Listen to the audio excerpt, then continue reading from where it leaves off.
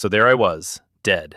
Okay, technically I was lying on a straw mat in a mud hut with a skull full of broken glass and a body that had clearly lost an argument with something large. But my last actual memory was clocking out at 9 at night and lying down in my rented room. So as far as my paperwork was concerned, dead.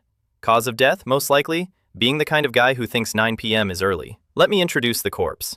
Chen Lei, orphan, raised in an orphanage, smart enough to test into university, poor enough to work through all of it. While everyone else was drinking, I was working and studying. While everyone else had girlfriends, I was working and studying. While everyone else played games, I was working and studying. While everyone else was studying, I was working and studying. Because they had parents and I had a schedule. Project manager in 3 months. And then I hit the wall. Every gifted orphan hits eventually. I worked hard, and there were people who worked harder. I was smart, and there were people who were smarter. My one hobby was reading web novels, which is the only reason my brain didn't file this whole situation under hallucination and shut down. Because I woke up as somebody else. Zhang Xuan. Peasant kid, Wei Family Village, family of 4. Mom, dad, little sister. He hunted with the village hunting team, went into the mountains one day to check traps with a guy named Go Dan, and then the memory just stops. Like a video that buffers forever. Now Go Dan is dead, I'm in this bed, and nobody can tell me what happened in between. 2 sets of memories, 1 skull. I'm not old Zhang Xuan. I'm not exactly Chen Lei either. Personality is made of memories, and I'd just been handed somebody else's. Call it a merge with unresolved conflicts. The door creaked, and my sister came in with a cracked ceramic bowl. Lin Yu. Skinny, hair gone dry and yellow the way hair does when the body's been running on empty for years. She saw my head turn, screamed with joy, and sprinted to the bed. "Brother, you're awake! Are you thirsty? Hungry? I brought porridge!" Millet, thick, salt-flavored, which is a polite way of saying flavored with the concept of salt. Mom, Wang Chunhua, spooned it into me while crying, and I watched her throat move every time the spoon came up. Swallowing nothing. And behind her, my little sister was staring at the bowl the way I used to stare at other kids' lunches. Ah, so we're that poor. Dad, Hanbo, checked I was breathing and left. Mom fed me the whole bowl, and the second the warmth hit my stomach, I was out again. And through the haze, I heard the village chief at the door, dropping off cured meat for Zhang Xuan to recover, and asking, casually, in the voice men use when they're not being casual at all, "So, what exactly happened between your son and Godan? And how did Godan die?" Cool. Cool. Day 1, and there's already an open homicide file with my name in the witness column. Night 1 is when this world introduced itself properly. I woke up cold. Not blanket cold. Wrong cold. The oil lamp on the table was flickering, and the light coming off it had a faint red tint, like something was bleeding into the flame. There's a yellow talisman wrapped around the lamp handle. Exorcism talisman. Village elder makes them. One lasts about half a month unless something forces its way into the light, in which case it burns through fast. The red glow is the talisman dying. That's the tell. Your lamp doesn't dim in this world, it bleeds. Then the door swung open on its own, and a wind came in that nearly killed the flame. I have never moved faster in either life. Body half broken, I rolled off that bed and got both hands around that lamp like a man catching his own child. And that decision is the only reason there's a story here. Because standing in the dark outside the doorway, right at the edge of the light, was a thing. Blue-green skin, hair like wet rope, clothes that had rotted off in strips, and no way to tell if it had ever been a man or a woman. It stood exactly at the border of the light and didn't come further. My blood did something, resonated with the talisman. The flame steadied, warmth pushed the cold off my skin, and the thing looked at me with pure venom and dissolved backward into the dark as my family's doors banged open and 3 more lamps came running. Yin Ghost. Free range. There are apparently a lot of them. They come out at night, and every household in this world keeps a lamp burning against them, like other people keep a nightlight for toddlers. Mom hit me like a diagnostic scanner, hands on my body, palm on my forehead, and then, this is the part that stuck with me, she checked my heels. Because a person who's been possessed runs cold, and their heels float a finger off the floor. That's not superstition, that's a checklist. Somebody wrote that checklist by watching it happen enough times to make a rule. Dad's verdict? We were careless. I was weak and short on blood, which apparently makes you the ideal target, the ghost equivalent of a house with the door open and cash on the table. The talisman lamp turns them away, but if one decides to force it, it can get in. It just has to be willing to pay. Father, mother, go rest. I'll watch my brother. 2 lamps. Nothing's getting in. That was Lin Yue, volunteering. A girl built out of bean sprouts and stubbornness. Then she climbed straight into my bed and lay down next to me and started talking. Look, farm kids don't have hang-ups. She's 11 and simple-hearted. I'm a grown man in a teenager's body with all the modern hang-ups intact. And also, I was too weak to sleep anywhere else without dying of a draft. Kicking her out into the cold was a genuine death sentence in a world where a chill can kill you by Thursday. So I lay there and got briefed by a chattering child, which is how I learned everything I know about Wei Family Village. Everything outside the village?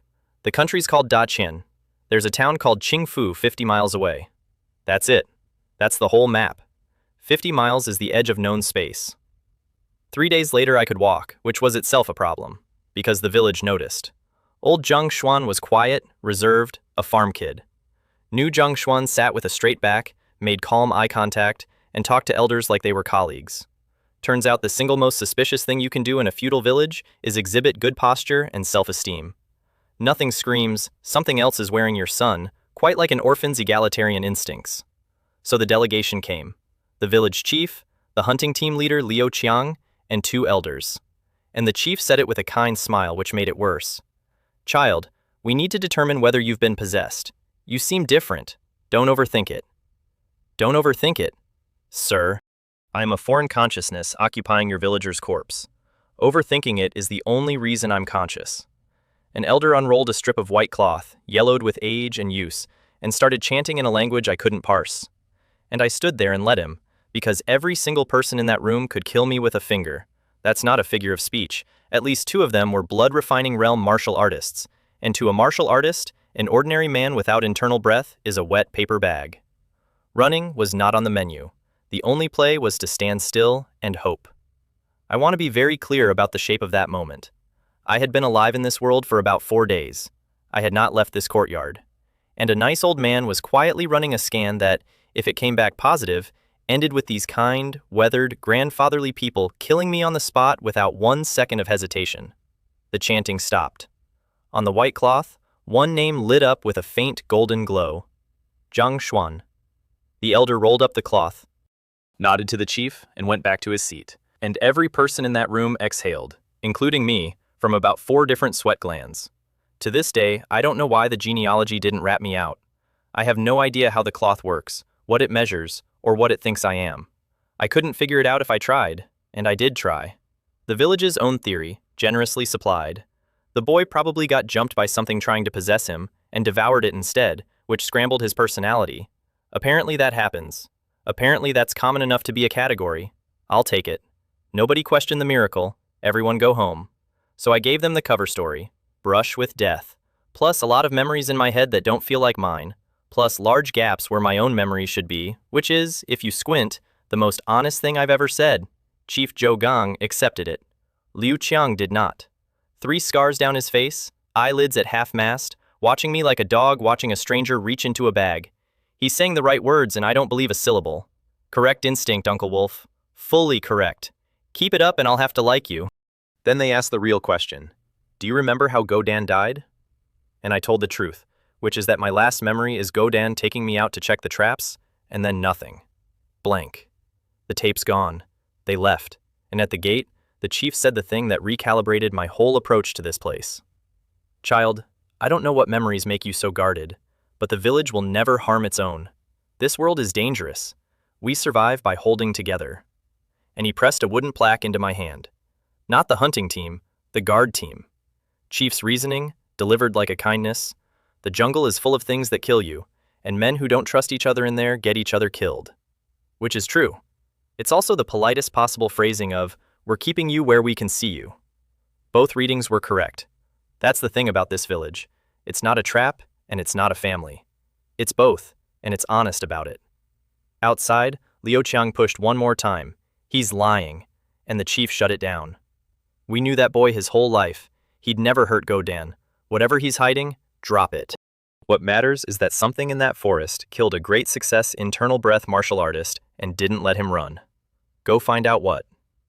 So, my first day out of bed established that A, I'm under quiet surveillance, B, there's a homicide with no witnesses, and C, somewhere in those trees is a thing that eats professionals. Great. Love the onboarding.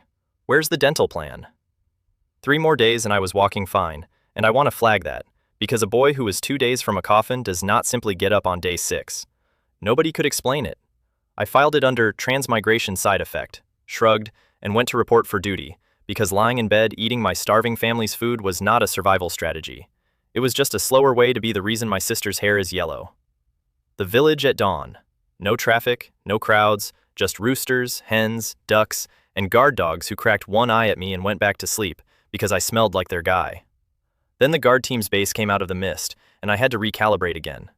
That's not a courtyard house, that's a fort.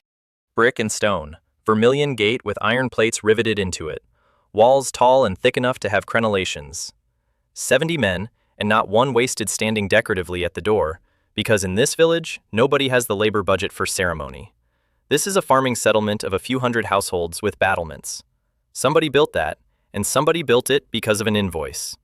And before I could knock, the morning delivered my first lesson in local wildlife management, at volume. Mao Xia, don't get so close, you idiot. Do you want to die? Fang Yun, stop standing there holding the rope. Tie it to the tree and get your weapon. 5 men, 1 net, 2 wild boars. The big one's 500 caddies, the small one's 200. 3 guys are white-knuckling the corners of the net. One's lashing it to a tree, one's jabbing with a spear, and a big guy behind them is running the whole show while putting arrows into the boar's face, trying to blind it, missing because the head won't hold still, and instead filling its body with enough shafts to turn it into a 500 caddy pincushion made entirely of rage. You already know how the net ends. Ropes went, boar came out, and it went straight for Mao Xia, who locked up completely, the way people actually do, not the way movies say they do. And then I was already moving. I want to be precise about this, because it's the moment that broke my understanding of my own situation. I didn't decide anything. I went past Mao Xia like weather, pulled the long knife off his belt on the way through, and put it into the boar's eye socket, clean, straight in, vaulted the body, let go of the knife, and its own momentum drove the blade the rest of the way into its brain. It ran a few more steps out of pure inertia and folded up in front of Mao Xia like a dropped coat. Thanks, Mao Xia said, and sat down in the dirt, hard. I stood there looking at my hands. Because none of that was me. That was the body. Old Zhang Xuan wasn't some kid who got carried into the hunting team on his father's name.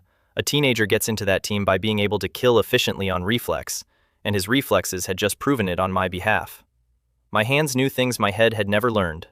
That is an unsettling amount of free real estate to be renting. But that's not why I stood frozen for so long. I stood frozen because the instant that boar died, a book opened in my head. Not a memory, not imagination. A book, rendered with a fidelity my imagination has never once achieved for anything. I could see the rough decal edge of the pages. Dark red cover, made of something's skin, and 2 bright red symbols on the front that I couldn't read, but instantly knew, in the way you know your own name. Insect Codex. Don't ask how I knew. I don't know how I knew. I just knew. The first page turned itself, and a figure projected above it. Thick, earth-yellow carapace, bone spurs at every joint, squat, thick limbs, claws, a scythe blade on each side, and jaws on the head like a pair of battering rams. That's a killing machine. That was my entire first thought, whole and complete. And then I read the label next to it, and my whole body went cold. Zerg unit. Name, Zergling. Size, 1.7 meters long, 1.2 meters high. Required materials, 80 kilograms protein, 20 kilograms bone, 2 biological points. Production time, 1 minute. Ladies and gentlemen, my golden finger had arrived, and it came from StarCraft. Not the kind of system that makes you invincible while you lie in bed getting stronger. No level ups, no cheat panel, no smug talking AI. A codex, a unit roster, a materials cost, and a build timer. My cheat is an RTS production queue, and I'm not even the overmind. I just seem to be able to drive. And the very first thing this magnificent gift did was present me with a cost line that might as well have read, price, LOL. 80 kilos of protein, 20 kilos of bone. Do you understand what that number means to my household? My family hasn't seen meat in months. My father takes what little meat I earn and trades it away for grain, because 4 people can't afford to eat protein, and the tiny remainder goes to me, because I need it to cultivate. That's the family budget. My sister has eaten meat maybe twice this year, and once was probably a rumor. and the cosmic force that reincarnated me looked at all that and said, "Sure, here's a bug factory. The entry fee is 100 kilos of flesh and bone. Good luck, champ." 2 bio points I have, by the way. Wei, the boar paid those out on death. I have the points. I can't afford the groceries. Zhang Xuan, you're a good kid, said the big man who'd been running the boar hunt, clapping my shoulder while I was mid-crisis about my new god-tier meat-based economy. Su Minghao. I heard you got into the hunting team without even reaching internal breath. Thanks for that. Brother Hao, don't. I'm still shaking. I have no idea how I did that. Which was true, and he read it exactly right. Village gossip already said I'd lost chunks of memory, so obviously the boy killed a boar on pure instinct. Everyone accepted this. Everyone was correct. This world's rumor mill is oddly good at accidental accuracy. Then the rest of them piled over. Mao Xia, who'd been on the guard team less than a month and was on his second ever animal, thanking me with the specific fervor of a man who just watched his own funeral get cancelled. Fang Yun grew up next door, built like a brick outhouse on a diet only marginally better than mine, which I couldn't understand until I remembered he's an only child. Ah, one mouth, one portion, math. And Xu Minghao filed the paperwork on my behalf. 10 caddies of pork for the boar. Come collect it yourself. Team can't leave at will. Take the day. 10 caddies, roughly 5 kilos. I need 100. Fantastic. Only 95 to go and I'll have my first bug. The base gate was open now, and there was a man walking in who turned around when I was still 10 meters out, and for 1/2 second before he recognized me, his eyes were the eyes of a beast deciding whether the thing behind it is food. Captain Duan Fei, who, upon confirming that the near corpse from last week was now jogging, was visibly baffled. He'd heard I was circling the drain. Now here I was, sprinting. Kid, what are you doing here? You recovered? That shouldn't be possible, not this fast. Uncle Fei, I don't know either. Woke up and just healed. Lying at home eating my family's food isn't going to work. I'm reporting for duty. He clapped my shoulder, watched me not stagger, and made a note of that, too. Then he put his arm around me and walked me in, and casually delivered the single most terrifying pep talk I have ever received. Right. Look, I brought you to the guard team to watch you. Don't take it personally. In this world, one careless moment gets a city massacred or a country ended. 15 years ago, Wei Family Village, 100 miles from here, got careless. An evil spirit devoured the entire village, over 1,000 people. So don't hold it against the chief. I asked for details. There aren't many. 7 days after it happened, a traveler noticed something was off. Qingfu Town's government came out and determined the cause of death for 1,000 people. The residue evil spirit aura all over the village, indicating that whatever did it had advanced. A lesser one had eaten enough to become a greater evil spirit. Somebody strong killed it later, somewhere else. Nobody local knows the details, because the details happened above their pay grade. So I asked what an evil spirit is. Duan Fei looked at me, correctly diagnosed my memory as Swiss cheese, and explained. A ghost that eats enough people becomes an evil spirit. Much stronger, extra abilities, and, this is the important part, it gets its mind back. The stronger it is, the smarter it is, and the smarter it is, the worse everything gets. If you meet one, no matter how harmless it looks, run. If you can kill it, and don't hesitate for a heartbeat. Which confused me. It's sane again? Can't you talk to it? It's not sane, it's lucid. Those aren't the same word. He said it slowly, the way you'd explain a live wire to a child. Everything a greater evil spirit thinks is extreme and insane. Its thinking isn't human thinking. Evil, madness, blood, those are the adjectives. Kid, never believe anything a ghost or a demon says to you. Noted. Filed. Underlined twice. His office was a small room where he lit a candle rather than open the shutters, and I want you to hold on to that detail, because it's the first thing in this village that made real sense to me, and I hate it. There was a mahogany table under a landslide of books, 2 hunting bows and some weapons on the wall, a bookcase behind holding fewer books than the table. Sorry, messy, never tidied. He dug out a blue thread-bound ledger, found a gap, and slotted me in. 3rd squad's 1 man short. That work? Worked fine. What I needed was a stable environment near the village, freedom to walk the perimeter, and time to figure out how to acquire 100 kilos of flesh without becoming a suspect in a second homicide. Then he handed me my kit, a new plaque, So on the front, San on the back, and 2 yellow talismans. And those I could feel.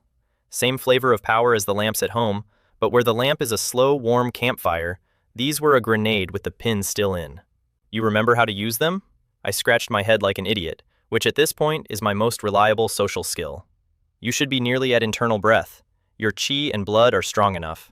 Just push chi blood in using the activation method from the White Wolf Body Refining Technique. The what? The White Wolf Body Refining Technique. That name meant precisely nothing to my predecessor's memory, and Duanfei's face when he realized that was the face of a man discovering his employee doesn't know what a stapler is. He sighed, excavated a thin white booklet, maybe 20 pages, and threw it at me. Take it, read it. Just don't show it to anyone outside the village. Nobody here cares. Nobody here cares. That's a martial cultivation manual, and it's being handed out with all the ceremony of a break room memo. My previous life would have paid a house for this, and here, it's a photocopy on a shelf, kept behind a village boundary out of habit.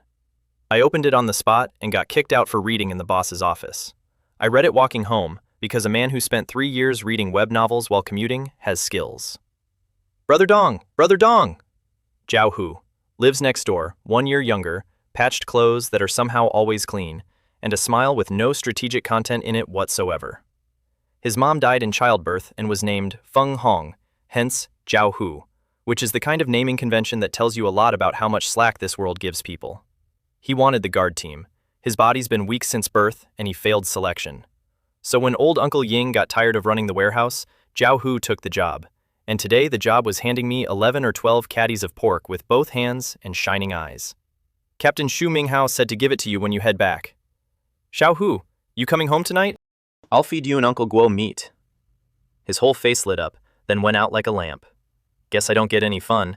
Even a hired hand can't leave the team whenever he wants. Ha! Then I only have to feed Uncle Guo. Saves me a lot of meat. He laughed. I laughed. Neither of us mentioned the obvious solution, that I could just bring him cooked meat tomorrow, because with that many hungry men at the base, showing favoritism to one is how you make 69 enemies. And if you bring enough for everyone, there is no such thing as enough. That's the village in one exchange. Everyone is decent. Nobody has any margin. I walked home flipping pages with one hand and carrying pork in the other, nodding at farmers hauling plows, women carrying wash to the river, smoke going up from every chimney into a perfect blue sky, a scene so pastoral you could hang it in a museum. I saw none of it. My brain was a single word on loop: meat, meat, meat. Because the White Wolf Body Refining Technique had just explained the local economy to me in one line. You don't need to eat much to cultivate, but at least half of what you eat has to be meat, or the training wrecks you from the inside in short order. That's it. That's the whole gate. Cultivation isn't gated behind talent here. It's gated behind protein. And suddenly my predecessor's entire miserable biography made sense. He was on the hunting team. He was strong. And he was still starving. Still living in a mud house. Still trading his own meat away for grain. Because a boy with no internal breath earns a pittance of contribution, and 4 people have to eat. And the arithmetic just doesn't close. The system that reincarnated me demands 100 kilos of flesh for 1 bug. The martial arts of this world demand meat by the meal, forever. And my family celebrates when there's lard for the pancakes. I don't have a power problem. I have a supply chain problem. Somewhere out there is a cosmic force that looked at an orphan project manager and said, "Let's see him solve procurement." "Brother, you're back." Lin Yue poked her head out of the kitchen, saw the pork, and her eyes went full moon. "Where did you get so much meat?" "Helped Chen Lei kill a boar." "Team reward. Wrap it up. We're having braised pork tonight." "Brother, you need it to cultivate. I'll cook it just for you. Mom, Dad, and I will fry pancakes with lard." She said it instantly. No hesitation, no martyrdom, just, look, arithmetic she'd already done, a long time ago, and settled.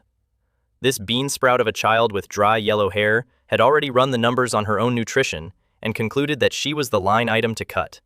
And I stood there in a mud kitchen, holding 5 kilos of pork and got hit, out of absolutely nowhere, by the ghost of an orphanage. I got lucky in my first life. The orphanage was decent. We weren't fed well, but we weren't starved. I have never once had a family, and the first one I get handed comes pre-installed with a little girl who thinks her job is to be less hungry than everyone else. "Scarlett, are you talking about? This house hasn't seen meat in months, and a mouthful isn't going to make me a martial artist. Listen to me. Go." At dinner, the whole family gathered on the warm kang, and it happened again. I took 1 piece of braised pork at the start. Nobody else touched any. 4 people, 1 bowl of red braised pork sitting in the middle of the table like a museum exhibit. Son, we'll eat vegetables. You need it for your training. Mom, already moving her portion to my bowl. My sister following suit with the world's most sincere kid logic. Yeah, brother, you get strong and then we all live better. I put my hand over my bowl. Little sister, you're right. But a mouthful won't push me anywhere. Your body's too weak. You don't eat, you catch something and that's it. Mom's the same. Dad works all year and eats less than he burns. He's already running on empty. Keep this up, and long before I'm anyone worth being, my brother doesn't want to wake up alone again. And I picked up my bowl and ate, because I couldn't say the rest of it out loud. They don't know what it means. If you were born into a complete family, you never will. I have been an orphan exactly once, and it is not a job I'm applying for twice. Eat, Dad said, and took the first piece. This is your son's filial respect. And while he chewed, he looked at me with something new in his eyes, and I looked at the fire, and for one evening, a family that owns nothing ate meat together, like people. Then everyone went to bed, and I went to my room, remembering my sister's verdict on the new me. Brother, you're so great now, and smiling like an idiot. The smile lasted about 4 seconds. Then the door drifted open, and cold came in. Oh, it's you. Same yin ghost, the one from night 1. The persistent little bastard had come back because tonight there was only one talisman lamp in my room, and it figured the invalid was still an invalid. Same venomous stare, same posture, same exact place at the edge of the light because it's afraid of the lamp. Here's what it didn't know. Today, I got issued 2 grenades. I didn't shout for my parents. I stood there in the cold with my hands behind my back, wrapping a talisman around my right fist, waiting politely for the thing that has been stalking my deathbed for a week. Tss. Scared to come into the lamplight? Fine. Then I'll come out to you. I walked out of the light on purpose, grinning, which, hearing myself describe it, is not the behavior of a well-adjusted man. It vanished into the black. Then a hoarse child's shriek and a shape coming in fast, but not incomprehensible, about sprinter speed, and I threw a straight punch into it with a talisman on my knuckles and blood pushed into the paper. It felt the talisman coming and screamed and twisted in midair, so my punch missed, and it landed and turned to run. Which was its mistake, and also everything you need to know about yin ghosts. They're strong, fast, they flicker between solid and immaterial at will. They're wrapped in yin qi that's straight poison to a normal person, and the weak one that jumped me had roughly the strength of a grown man. If it had turned around after that dodge, it could have punched a hole through my chest and eaten me and gotten stronger doing it. It didn't. Because it had instinct instead of intelligence, and instinct said run. 3 steps and I had it by the head. White smoke came off where the talisman touched, sizzling exactly like meat on a grill, and the thing that had been terrorizing my sleep for a week thrashed and screamed like an infant, because pinned under a talisman, it had the strength of one. I brought it around in front of me, held the second talisman in my left hand, and slapped it across the face. Its face caved in like a kicked ball. It did not, however, pop back out like a ball. I'd been planning a whole speech. Something about, why would you come looking for trouble? Do I look easy? And then I looked at it properly and lost interest. Because arguing with something that has no mind is just talking to yourself with extra steps. Crunch. Done. My parents were standing in their doorway. It's nothing. Just that yin ghost that came sniffing when I was weak. It thought I was still down. They nodded and went back to bed. Because their son has killed these before, and this is a Tuesday. My sister's shadow left her window. Everyone went back to sleep. Then I lay down and opened the book. Because I'd felt something the instant it died. Something cold going in. The codex had turned a new page. Above it, a black serpentine thing, its body made of smoke. Zerg unit. Name, Shadow Snake. Size, 1.5 meters. Required materials, 2 yin energy. Production time, 20 seconds. Beautiful. Gorgeous. And in the top corner of my new page, yin energy, 0.5. Let me lay out the accounting for you. I have 2 bio points and no meat, so I can't build a Zergling. I have a Shadow Snake that needs no meat at all, and I have a quarter of the yin energy required. I am a man with 2 currencies, and I am broke in both of them. Don't laugh at the snake, by the way. Against anything alive, it's pathetic. It might lose a fight to a rabbit if the rabbit's motivated. But against yin ghosts, it carries a soul poison that just deletes them. And the reason I could kill one tonight is that I had a talisman. Without one, a yin ghost is an unsolvable problem for anyone below internal breath. Zerg units are like that across the board, apparently. Absurdly extreme. Zerglings are melee monsters with functionally zero soul defense and no ranged option whatsoever.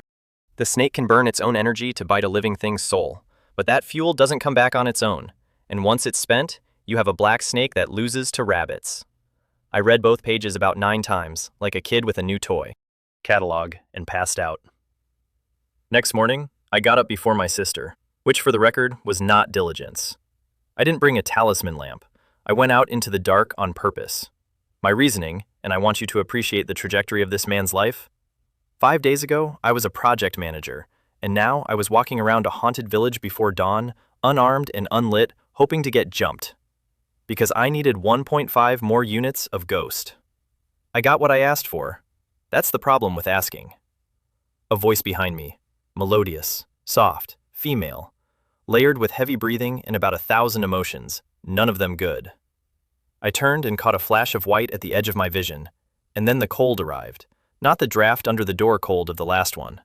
This was stepping out of noon sunlight directly into an ice cellar. This was my blood thickening.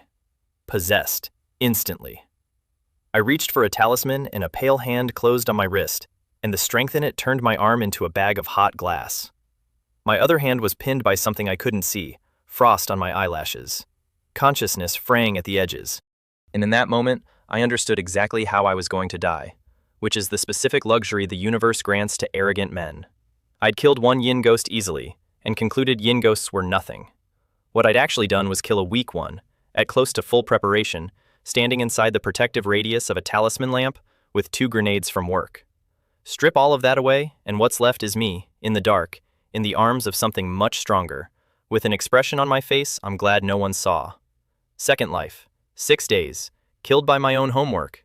Then heat detonated out of the middle of my skull and ran through my whole body. My blood surged. The freeze broke. My left hand came free, and I had a talisman in my robe and blood in the paper before I could think about it, and I still don't have a clean explanation for what saved me, except this. My bio points read 0. 2 points? Gone. The boar's payout? Spent on something I never authorized, at exactly the moment I stopped being able to pay attention. The codex didn't ask. It just moved. A scream went off directly into my left ear, loud enough that I felt my eardrum considering retirement. I lunged, rolled, came up, and looked at a white figure hanging in the air above where I'd been standing. It was lying on me. It had been draped over my back like a coat this whole time. I got the talisman paper wrapped around my right fist, and it's called paper, but it's tough as leather, it doesn't tear, and pulled my hunting knife left-handed in a reverse grip. Not because a knife hurts a ghost, it doesn't. The knife is a shield for when it goes solid to hit me. All of that took me under one breath, which is my body's doing, not mine. I'm just the guy renting the reflexes.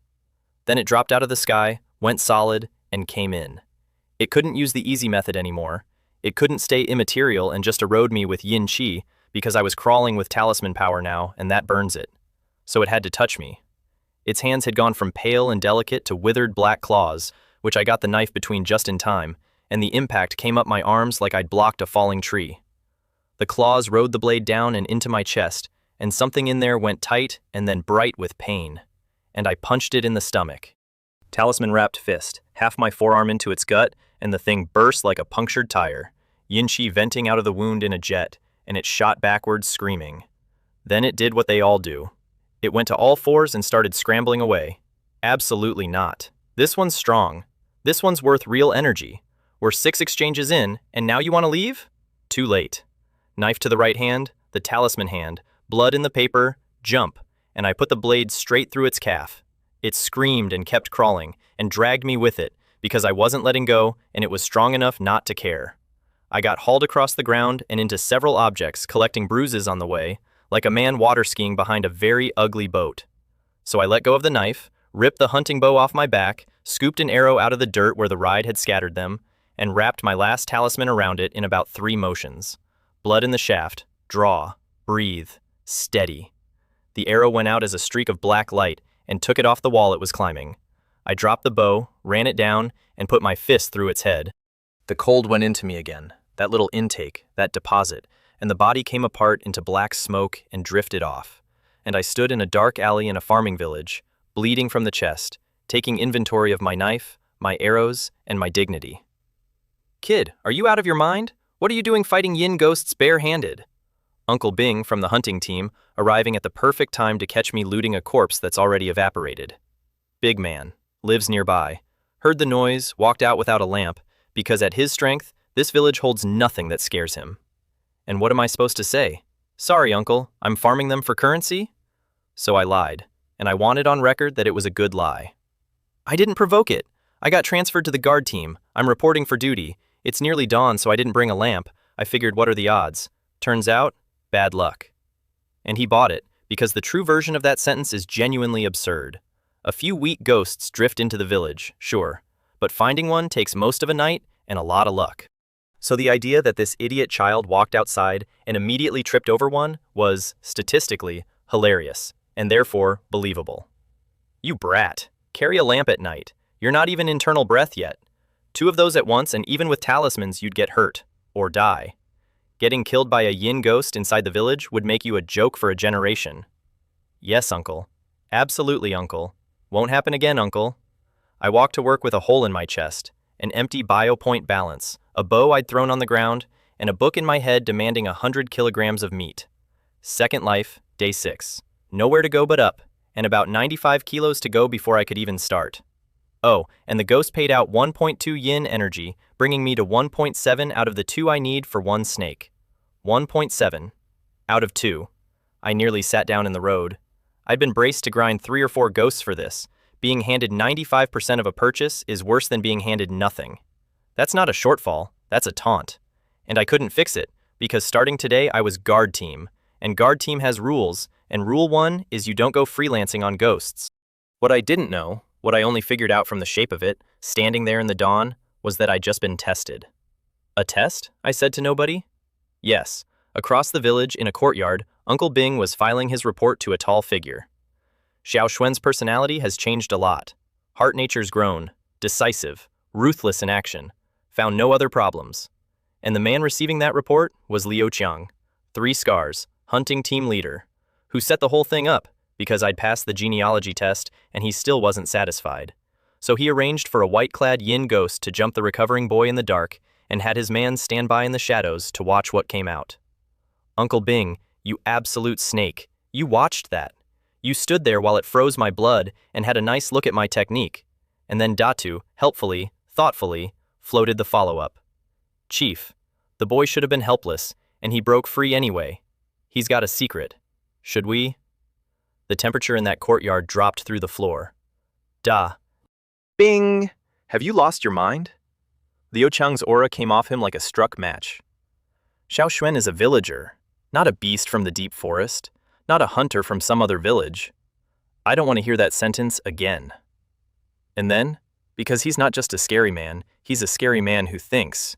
He explained the whole architecture of this village to his subordinate, and accidentally to me. Do you know why the village splits its power 3 ways? Hunting team lives in the deep mountains killing things most of the year. Our heart nature runs violent and impulsive. That's not a flaw, that's the job. The 10 days off a month aren't for our bodies, they're for our minds. And it still doesn't fully work, which is why we solve problems crudely. The guard team sits outside the village all year. Enough fighting to stay sharp, not enough to rot. They're rational where we aren't, and if we go wrong, they can stop us. The elders are logistics, talismans, ancestral rites. 3 parties, mutual supervision, mutual check. Da Bing, wanting to steal Zhang Xuan's opportunity isn't a personal failing. That heart nature grows on men who kill for a living. It's an occupational disease. And practically, the moment you touch that boy, the elders and the guard team erase you. That's why we split power 3 ways. He's our clansman. If he's keeping secrets, there's a reason. But while he carries the surname Wei and knows he's Wei Family Village, we help him, we don't hurt him. There's an old saying, when one man ascends, even his chickens and dogs rise to heaven. When Zhang Xuan grows up, this village might become a real clan. Besides, do you honestly think you could make him tell you? And Datu got it, all at once. Trading the clan's most gifted kid, his loyalty, maybe his life, plus the risk of civil war inside the village, against a slim chance at a secret. Effort to reward, catastrophic. Let me sit with this because it reframed everything. This mud and thatch village of a few hundred households, where a good dinner is lard on a pancake, has a functioning separation of powers, deliberately engineered, with a written rationale about how each branch's Jurye psychology corrupts differently and how the other two contain it. They didn't get that from a philosophy scroll. They got it the way everyone gets constitutional law. Somebody's ancestors did the other thing, and it cost them a village. I keep making the same mistake here. I keep seeing peasants. These aren't peasants. These are the survivors of a curriculum whose failing grade is Wei Family Village. Also, apparently I'm being groomed to be the next village chief, which nobody told me. Cool. Love the transparency at this firm. My squad was waiting at the base, 4 guys and thank God, actual peers. Song Ziyang, squad leader, spear, black clothes, the elder Song Zihong's grandson. Guo Li, A Li, sword. Shu Tao, Shan Zi, rock, shield, and also Captain Duan Fei's son. Jiang Fan, Xiao Fan, Bao, and me. Notice a pattern? Elder's grandson, captain's son, and the other 2 have fathers who are somebody, because ordinary families cannot afford a martial artist. The meat bill alone. The village is 300 households and a fort, and it still has classes, because class isn't about villains, it's about who can pay for protein. My predecessor got in on raw talent, and the village decided to invest in him. That's the only reason a farm boy knows these kids at all. Squad camp. A wooden shack, small, containing exactly everything necessary and nothing else. Each squad camps in its own sector, because if everyone slept at the base, the patrol on the far side of the village would spend half its shift commuting. Adong, sit. We don't patrol till afternoon. Our squad's new, no chemistry yet. Let's set combat roles by strengths. Wu Ming laid it out with the unnerving competence that keeps happening around here. I'm spear, Rock's shield, Xiao Fan's bow, A Li's sword. Rock and A Li hold the front, Xiao Fan works range, I find the opening and kill it. If the front cracks, I reinforce. That's already a complete formation, I said, and meant it. I'm knife and bow, decent near, decent far. Put me in as the flex. Wherever it's thin, I fill. Done. I know what you can do. Formation set in 90 seconds by 5 teenagers with a dead body count. My old job spent 4 hours on a meeting about a meeting. We ran drills, ate, and went out on the west side just past noon. Sunlight, insects, birds, farmers in the fields, absolutely nothing trying to kill anyone. Daytime is safe. Young Qi rises, ordinary ghosts stay in, and no animal charges a field full of humans unless it's starving. Then night fell, and this world put its other face on. Something wailed up in the sky, and there was genuinely no way to tell whether it was wind or a ghost. And 100 meters out past the fields, in the dark, I started seeing shapes flicker. I want you to understand the exact emotion that produced in me, because it was not fear. It was the emotion of a man 0.3 units short of payday looking at a field full of walking coins. I asked, politely, and got shut down instantly. Adong, why do you want to kill yin ghosts? Wu Ming came over with the lamp and looked at my face, and I had nothing. No cover story, not one. Adong, the village is under the ancestral spirit's protection. But if we go picking fights with the wanderers out past the edge, we get surrounded. I don't know why you need to hunt yin ghosts. We can help you, but only the weak ones that drift in. Thank you. He didn't ask. He didn't press. He just offered to help with a thing he didn't understand, being done for a reason I wouldn't give him. I have to say this plainly, because it kept happening and it kept unbalancing me. The people in this world are frighteningly rational. The chief knows I'm hiding something. Liu Qiang knows. Wu Ming knows. Not one of them has investigated. In my previous life, a colleague would burn a week of company time to find out who got a raise. And then, having outwardly explained that we absolutely cannot provoke the ghosts on the perimeter, Wu Ming walked our patrol along the perimeter, slowly, for a long time, and quietly shaded part of the lamplight with his body. I wanted on the record that I said thank you to the wrong thing. I should have said it to that. They're here. Everyone wrapped a talisman around one hand and another around their weapon, and the mood changed, and I learned the actual rule we'd just broken. We hadn't attracted one of the weak ones that drift in. We'd pulled a perimeter ghost, and those are a different weight class, and if we couldn't kill it and it got into the village, the entire squad gets punished. Then it came out of the dark, and it wasn't remotely a person anymore. Lower body, a giant spider, hairy.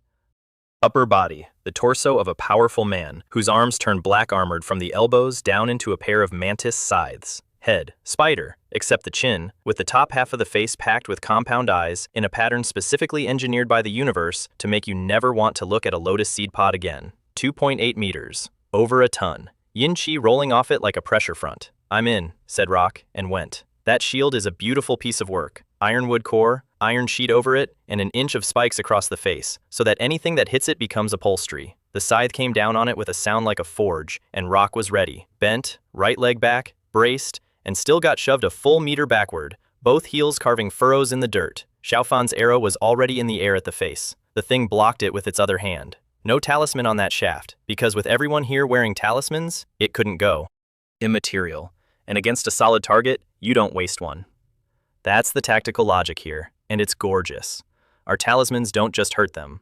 They take away its favorite move. Ailey came in from the flank, sword glowing faint yellow, and took a spider leg off clean. The scream went up like a kettle. It swung back before he could recover the blade. He abandoned the sword and rolled, and the arm hit the ground where he'd been, and dug a crater and threw up a wall of dust. Xiaofan's next arrow stalled it. I threw my hunting knife and stuck it in the dirt in front of the disarmed Ailey, because a man with no weapon is just cargo. It went for him anyway, all 5 remaining legs, and Rock was already there, shield planted between them like a piece of municipal architecture. And while it beat itself into a frenzy against that shield, Wu Ming and I were behind it. I had Ailey's dropped sword. Wu Ming had his iron spear. We looked at each other and nodded, and his blood lit the talisman and the whole spear went yellow, and he put half of it through the thing. The scream this time was on another scale entirely. 2 squads away, men started running. "Something's wrong with 3rd squad. Captain, why didn't they signal? Shut up and move."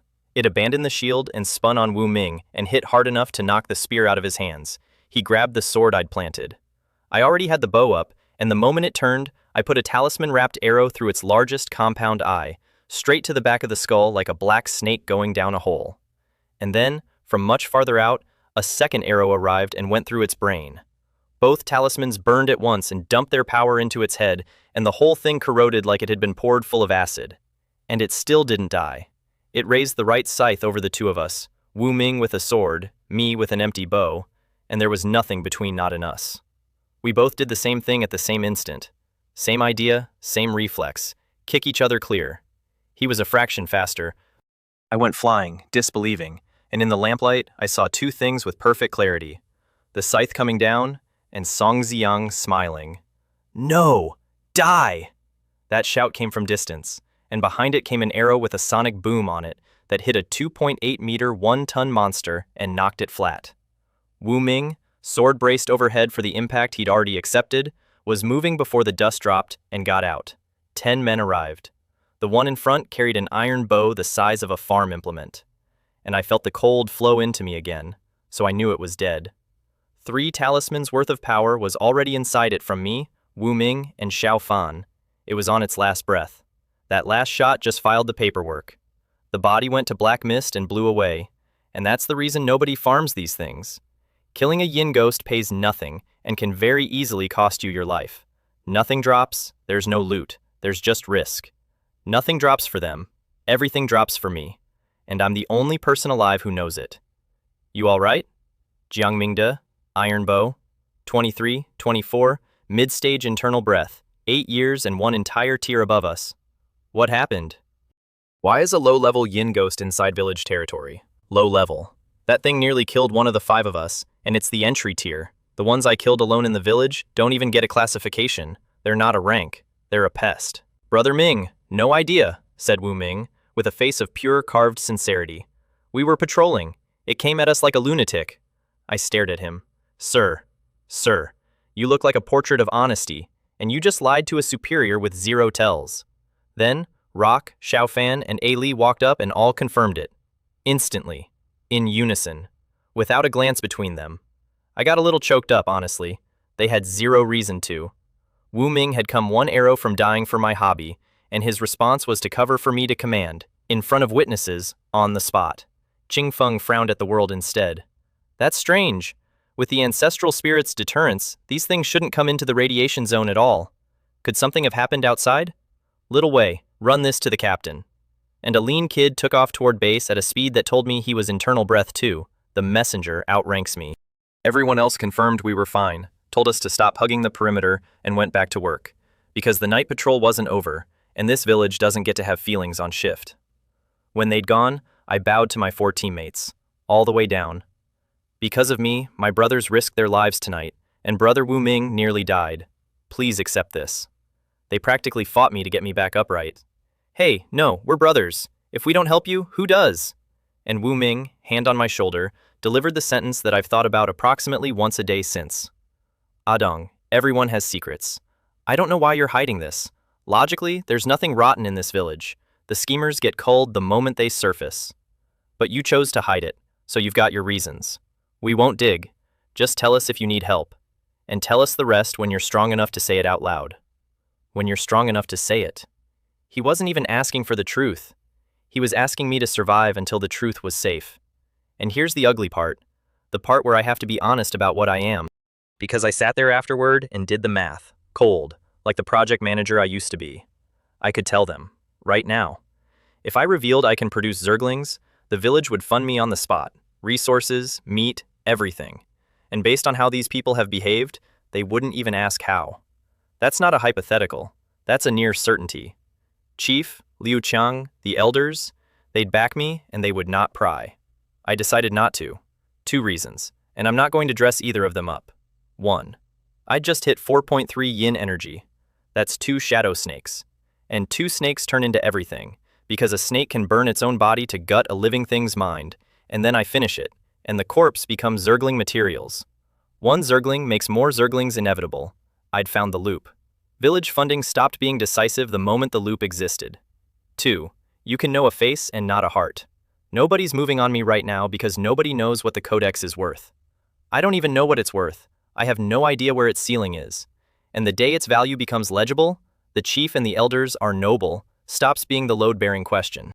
The question becomes everyone below them. So I decided, the insect codex stays buried.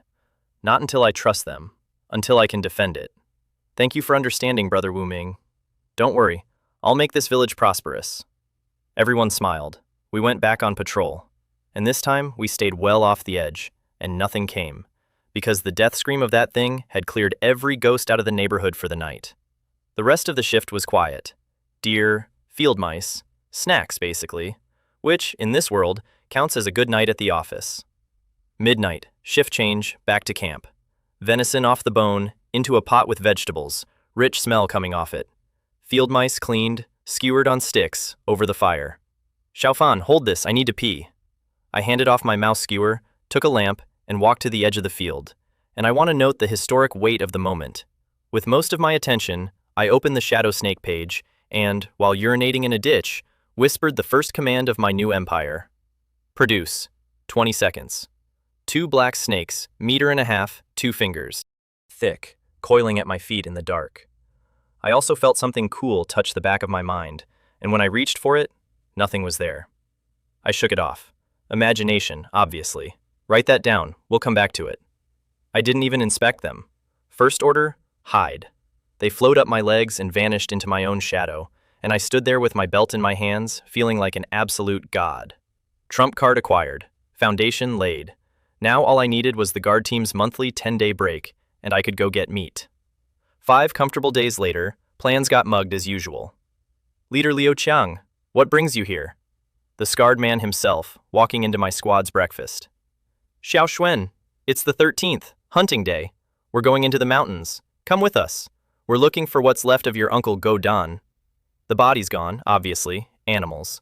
But you lost your memories, and men remember things when they stand in the place it happened. What do you say? What do I say? Sir, you have offered a starving man a lift to a farm. Ubernettes, Chief. Maybe standing there brings something back, and I want to know how Uncle Go Dan died. Good lad. You haven't forgotten your roots. I wasn't wrong about you. He wasn't wrong about me at all. He just had the mechanism inverted. He thinks a golden opportunity is being extended to me. Reality? I'd have paid for this ticket. My squad watched me pack with naked envy. Every one of these hot-blooded lunatics wants the deep forest, the blood-burning, will-boiling, fight-a-monster life. And they can't have it, because their families won't let them near the hunting team until mid-stage internal breath, which is family policy dressed up as tradition and is, in fact, the reason they're alive. Brothers, back in a few days. Hold it down. Get out, leave, we hate you. They waved me off like a man leaving for a beach holiday. I'd been softening them up for days with mountain stories, which was also socially strategic, because that's who I am now, apparently. 38 men at the village gate, and immediately I learned that the hunting team is not the guard team. No little squads. Everyone marches out together to the big trap line, checks the pits, and then splits into groups of 10 to hunt as the situation allows. Sometimes 10 men on one big animal, sometimes pairs going solo, and everyone reconverges at a fixed time. If you're late, they come looking. That's the protocol that ended with me half dead and Godan missing. And here's the sentence that recalibrated my sense of this place. They searched 2 full days and never found the body, so they declared him dead. Because there is no such thing as missing in these mountains. Missing means dead. That's not despair, that's just the local definition of a word. Liu Qiang came down the line handing out kit from a sack, and what he put in my hand was a small wooden carving. A mess of twisted human limbs with faces on them. Ancient, insane, in pain. Cute. Love it. Great for the mantelpiece. It's the portable talisman lamp. The elders make them, because you can't keep a lamp burning while you move through the deep forest. So instead, you carry a fistful of screaming faces. They're hard to make. The village has only a handful, and the team pools them and reissues before every trip, like night vision goggles. Everyone on this hunt except me is internal breath. Everyone. I'm the intern. The trapline paid out. 5 of 8 pits had something in them. 1 had spoiled past the point where anything but the hide was usable. The pits are exactly what you're picturing from bad television. Big hole, bamboo spikes, arrivederci, except real, and camouflaged again afterward with genuine care. Then 38 men split into 3 groups toward 3 camps. Liu Qiang took 16, the others took 11 each. I was in Liu Qiang's, obviously. He didn't pull me out of the guard team for my hunting. And I got to carry half a boar carcass because I was the weakest man present, and in this world, that's not an insult, that's load balancing. One other guy shared my humiliation. Liu Gang, barely internal breath, chatting away next to me. Xuanzi, heard you're on the guard team. How is it? Fine. Not like the hunting team, mostly patrolling, not much fighting. Honestly, boring. Haha, yes, boring. Nothing has happened to me at all.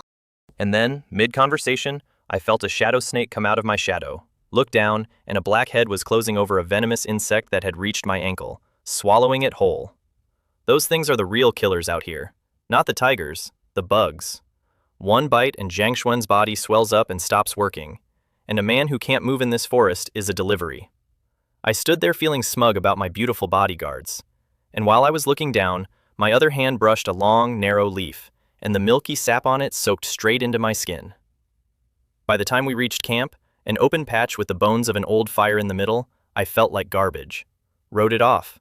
5 days of guard team life, and I've gone soft. By dinner I was running a fever, weak everywhere, and swallowing spit felt like swallowing knives. That brat. Out of the team 5 days, and he's already gone lax in the mountains. Liu Qiang looked down at me with the profound disappointment of a man watching his prospect fumble the fundamentals, gathered some herbs, poured them into me, and left me to it. He diagnosed it in one glance from across a fire. I'd touched greenwood sap.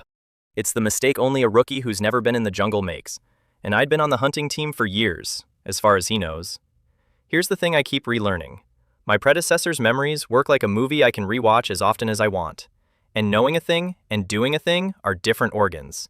He knew not to touch that leaf the way you know not to touch a hot stove, in the body. Me? I know it the way you know a fact. So my hand went out and did what hands do, and the forest billed me immediately.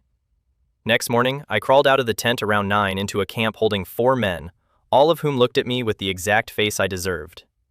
Kid, you're something. Walked in and immediately lay down. Did the guard team turn you into a young master? Lost your vigilance too? They roasted me until I was the color of a monkey's backside, and I couldn't argue with a word of it. Only when they'd fully enjoyed themselves did they answer my question. The chief and the rest had gone out toward where Godan vanished. Not just for clues about a dead man, to find out what came into these woods. Because Godan was great success of internal breath, and if something killed him, then something new is here. I went back into the tent, because resting was the only skill I currently had. Night. Liu Qiang still hadn't come back.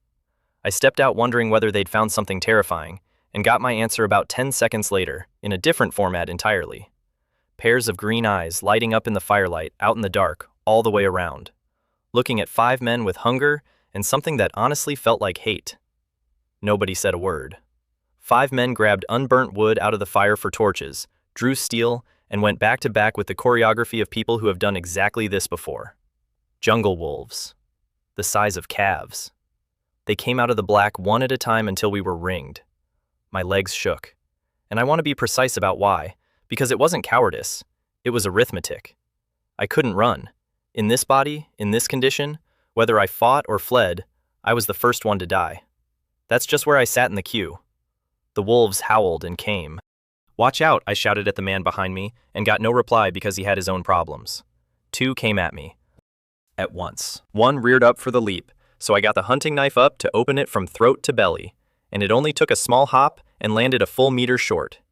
Bait. My pupils shrank, and the wind hit my left leg, and I knew. And I looked down at the second wolf's open jaws already at my calf, with no time to block and no option to dodge. Because if any one of the 5 of us dodges, the circle opens, and they take us apart one at a time, and none of us gets buried. 2 shadows came up my legs out of the ground. The jaws closed, on snakes, and the scream you heard was mine. Because even with 2 shadow snakes eating that bite for me, the pressure felt like my shin bone folding. I put the knife in through its ear, into the brain, twisted, pulled it out, and hauled my leg free. Then a scream behind me, and the sound of everyone leaving at once. So I didn't turn around. I just ran at the nearest tree, and 3 wolves came at me mid-climb. I slipped the one on the left. The other 2 I had absolutely nothing for. 2 black shadows launched out of my body, 1 each. Both wolves paused in mid-air and then just fell. Nose first. Like someone had unplugged them. The snakes flowed back into me, and I went up that trunk like a man being paid by the meter. 10 meters, weak as a kitten, because life or death makes a liar out of your fatigue. Sat on a branch, bow off my back, arrow knocked. Looked down. The pack was tearing a body apart. From the limbs and the clothing, Hanshu internal breath. Experienced, strong, killed in one exchange. The other 3 had made it up trees. 1 had a torn arm and it was dripping, and the blood had the wolves under his tree in a frenzy. Wolves were climbing. Fine, I want you to sit with that. Wolves were climbing. Trees. I kicked the lead one in the face and it fell and took the whole ladder down with it. The other 3 did the same thing, kicking, not stabbing, for 2 reasons. Don't waste a weapon, and don't draw the pack's focus. Then the wolves finished with Hanshu and turned their attention to the 4 snacks in the trees. Kick, kick, kick. My legs got heavier. Then I started shooting instead, because you don't need a full draw at that range, a half draw kills fine, and my arms were done. I dropped 1 clean. The wolf behind it saw me knock a second arrow, and, I need you to appreciate this, slid down the tree and left. It watched me reload and made a decision. The other 2 started shooting too.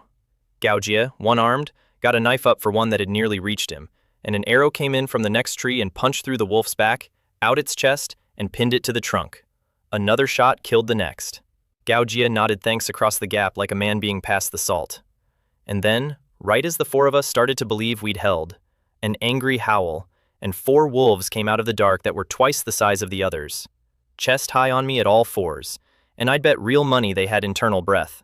They walked up to our trees, looked up at us, and there was contempt in it, and mockery. And I'm not projecting, wait for it. One raised a paw and hit the trunk, and wood chips sprayed, and a gash opened in a tree thicker than my body. That's a wolf? That is not a wolf. That's a demolition contractor. I hauled my bow to full draw with everything I had left and shot, and the arrow hit dirt, because the giant wolf that had been standing there was already 3 steps away. Whoever spread the rumor that big means slow has gotten a lot of people killed. So that became my job. Every time it closed on the trunk, I spent an arrow to push it back. And arrows are finite. Soon there were a dozen in the ground, and I was slumped against the trunk with my hands shaking, because even in this world's bodies, a man can't draw a war bow a dozen times in a row and keep functioning. In my previous life's history, drawing 5 times in a battle was a feat. And the giant wolf, watching me shake, deepened its mockery. It twisted its body under my tree, presenting, "Come on, hit me." My face went gray. I've been in this world 11 days and I'm being taunted by an animal, and it's right. Same story in the other trees. Gaojie had bandaged his arm with strips of his own shirt and was just holding his dagger, waiting for the trunk to give. And here's what none of the 3 of them were actually afraid of: the giant wolf. Any one of them, in a straight fight, could at worst run. What terrified them was the pack, Because a coordinated pack isn't 1+1. It's what happened to Han Shu, who was strong and experienced and got one exchange and no second. If those two snakes hadn't eaten that first bite for me, I'd have been down. And then a wolf takes the throat, and the rest take the limbs, and I'm gone in under 5 breaths. So there we sat, watching a tree get cut down from the inside, unable to go down because down is the end. Then, from the direction of the camp, running. The camp's been hit! Liu Qiang's team, arriving. And at the same instant, crack! Gao Jie's tree went over. He rode it down and landed clean, which was beautiful. And the instant he was steady, the giant wolf in front and the pack behind hit him from both sides. "You beast! How dare you!" A roar came out of the jungle, and a figure came through it, smashing wolves out of his path like a man waiting, going straight for Gao Jie. Zhou Ping and Liu Jianhua dropped out of their trees to help. The wolves were faster. Before anyone reached him, the giant wolf, with the pack holding him, took Gao Jie's throat out. His head rolled, eyes still wide open and furious, and his body dropped after it. "Ah! Die!" I have never seen a man come apart the way Liu Qiang came apart. Hair and beard flying, faint crimson flames coming off his skin, blood refining realm, and he cut the giant wolf that killed Gao Jie in half with a hunting knife. Just in half. And the blood made the flames redder. 11 hunting team members, all strong. One of them a berserk blood refining martial artist. The pack was enormous, and it started giving ground anyway. And then the woods went cold. A white wolf came out, bigger than the giants, escorted by more than a dozen of them. And the pressure that came with it stopped Liu Qiang, mid-massacre, and cooled him down. Man and wolf looked at each other. Neither moved. He wanted it. You could see he wanted it. But it had a dozen blue giant wolves around it as a guard detail, and Liu Qiang's honest assessment, I could read it on him, was, one-on-one, I kill it in 5 minutes. With the guards, the only question is whether I get out alive. So they stared. And even as the hunters killed maybe 30 of its wolves, there was no anger in the White Wolf King's eyes. Then it raised its neck and howled, and every wolf attacking us stopped and melted back into the dark. And the king and its guards turned and walked away. Nobody chased. That's not the job. The job was the rescue. "Chief, what do these mutts mean? They're just leaving?" Liu Qiang didn't answer that. He said, "Everyone take a wolf carcass, drain the blood. We're moving." "Zhou Ping, Liu Jianhua, bring Han Shu and Gao Jie." 14 men, 11 wolf carcasses, and 2 of our own, walking south in the dark. Because here's what everybody in that clearing understood except me, and what I only pieced together later. The Wolf King never came to fight. It came out, showed Liu Qiang the size of the guard detail, watched him do the math, and left with its point made. It spent 30 wolves to have a conversation. And nobody's asking the real question yet. Ask it with me. That pack lives somewhere.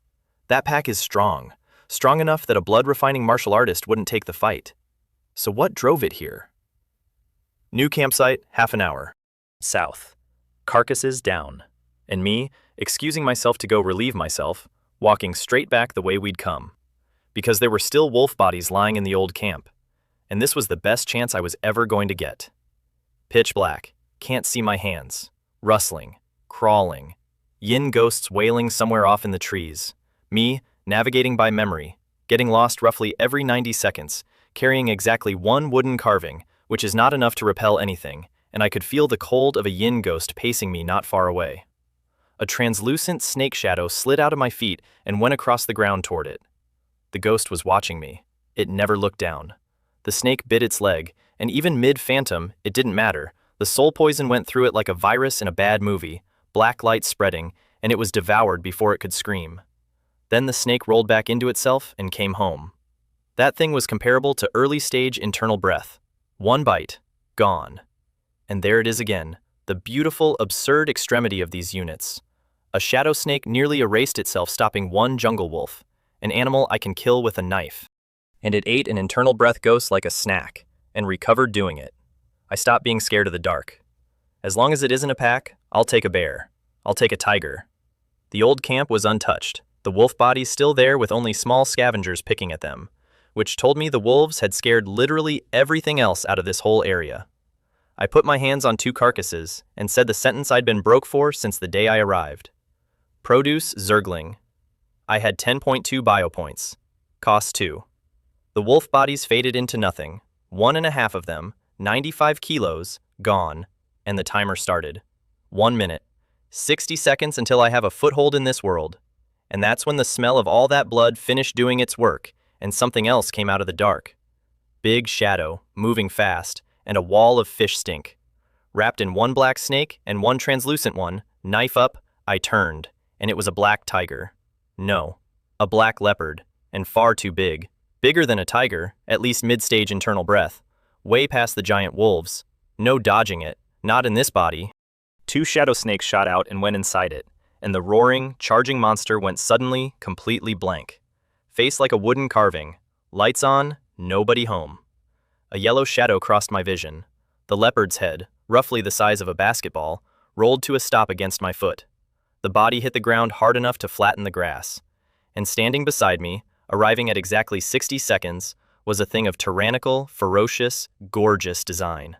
Claws, bone spurs at every joint, scythes for forelimbs, every square inch of it built for one activity.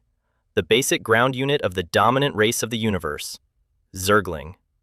I put my hand on its shell and laughed like a lunatic in a dark forest next to a decapitated leopard. The future's in my hands. It's here. It's here. Then I dragged more wolf bodies over and got greedy, and found the ceiling on the third one. Not the Codex's fault, the world's. The Zerg aren't from here. Their existence is anchored to me. The stronger I am, the more of them can exist. Right now I can support 3.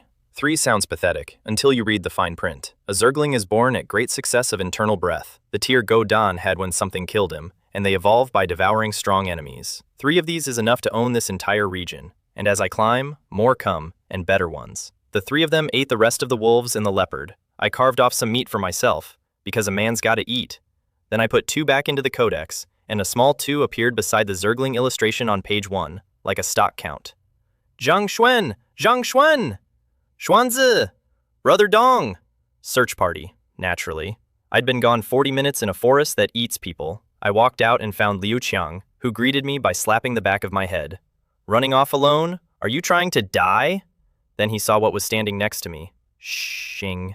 Hunting knife out. Every bow behind him up and drawn, because a Zergling doesn't read as an animal. It reads as a statement. Leader, calm, calm. I got between them with both hands out, because for all its glory, my brand new god unit was standing in front of a blood-refining realm captain and 10+ internal breath hunters, and if that went off, there wouldn't be enough of it left to bury. Zhang Xuan, you'd better explain. Leaving camp alone, and now stopping us from killing this thing? I have grounds to doubt you're still Zhang Xuan. So I didn't explain. I said, come here, and the apex predator trotted over like a puppy and tilted its head so I could scratch it. Chief, this is what I left for. It's completely under my control. I can't explain how, but please believe me, I haven't been possessed. Liu Qiang said nothing, and I watched a good man's face do arithmetic he didn't like. Look at it from where he stood. He takes his men out, the camp gets hit, 2 internal breath men die and 1's maimed, and the weakest person there, a kid who isn't even internal breath, who'd been flat with a fever, comes out untouched. He'd already asked around and found nothing, and now that kid wanders off alone in the dark, and comes back with a monster built exclusively for killing, obedient as a dog, that his experienced eye rates at mid-stage internal breath minimum. If I were him, I wouldn't trust me either. I'd have already drawn.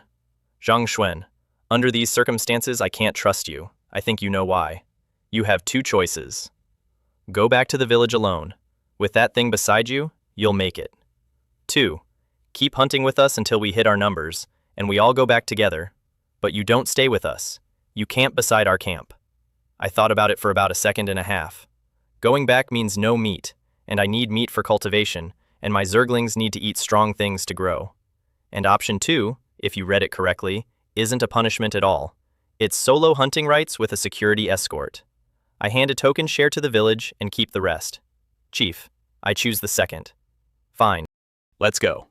So for the rest of the trip, I had my own little camp pitched beside theirs, guarded by 3 Zerglings and 1 increasingly translucent snake, where no mosquito, beast, or ghost dared come near, and I slept like a baby in the deadliest forest in the region. The snakes paid for that leopard, by the way. One of them is simply gone, spent, erased. The other's origin chi took a beating, and it's noticeably faint now. Only the one that ate the ghost is still around. Living things are murder on them. Against anything alive, all a shadow snake can really do is trade its life for a few seconds of your enemy's brain. 2 snakes for 1 leopard. Worth it. But that's the price sheet, and I intend to memorize it. Homecoming day. With 3 Zerglings hunting for me, I'd taken an obscene amount of game, most of which I gave to the hunting team, partly because I physically can't carry it, and mostly because meat has stopped being scarce for me, and I'd rather spend it on goodwill.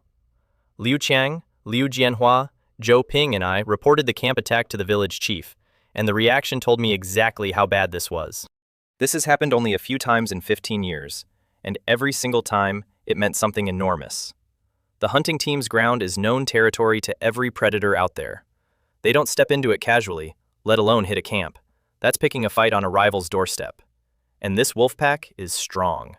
So the question the chief asked was the one I'd been chewing on since the clearing. What is out there that pushed a pack like that onto our land? He questioned us carefully, and then went to gather the elders. And I went home carrying a boar on my back, and a dozen pheasants and rabbits in my hands. And my sister looked up from the washing and dropped it in the dirt. Brother, I dumped the whole pile in the kitchen for her, and went to the yard to practice. And I want to be clear that this was not laziness. That kitchen fits 1 person. It fit me for exactly as long as it took to break a bowl and destroy the family's only kettle. At which point, an 11-year-old girl chased a Zergling commander out of the room with a stick and permanently banned me. Fair. Honestly, fair. So I stood in the yard and finally started actually training the white wolf body refining technique. It's not profound. It's a boxing form plus external striking, and its ceiling is internal breath peak. You cannot break into blood refining with it. Full stop. The village's 3 blood refining men each got there through their own private opportunity and a chain of coincidences. I don't care even slightly. There's no cost to switching techniques here. No cultivation lock-in. No, you'll cripple yourself if you change paths. You use what you have until something better shows up. And besides, my combat power isn't in my body. I'm not internal breath yet, and I already fielded 3 units with great success. When I hit internal breath, I hold more. At peak, I'm not convinced a blood refining master beats me. The form itself is deceptively hard. It demands body control at a level my old world had no vocabulary for, and I'd have had no chance at it if my predecessor's memories weren't in these muscles. Whoosh. Whoosh. Whoosh. 1 round of punches, and I was scarlet, steaming, and had to go drink half the water tank. 1 round, and I was wrecked, muscles screaming, more effective than a full year of my old gym membership. In the kitchen, my sister heard that sound, the familiar sound of her brother punching air, and her hands got lighter and she started humming. By evening, I'd made real, measurable progress, and then hunger shut me down, which is the exact experience of a game with a stamina bar. Annoying. Non-negotiable. That night, 4 people ate meat until they were round.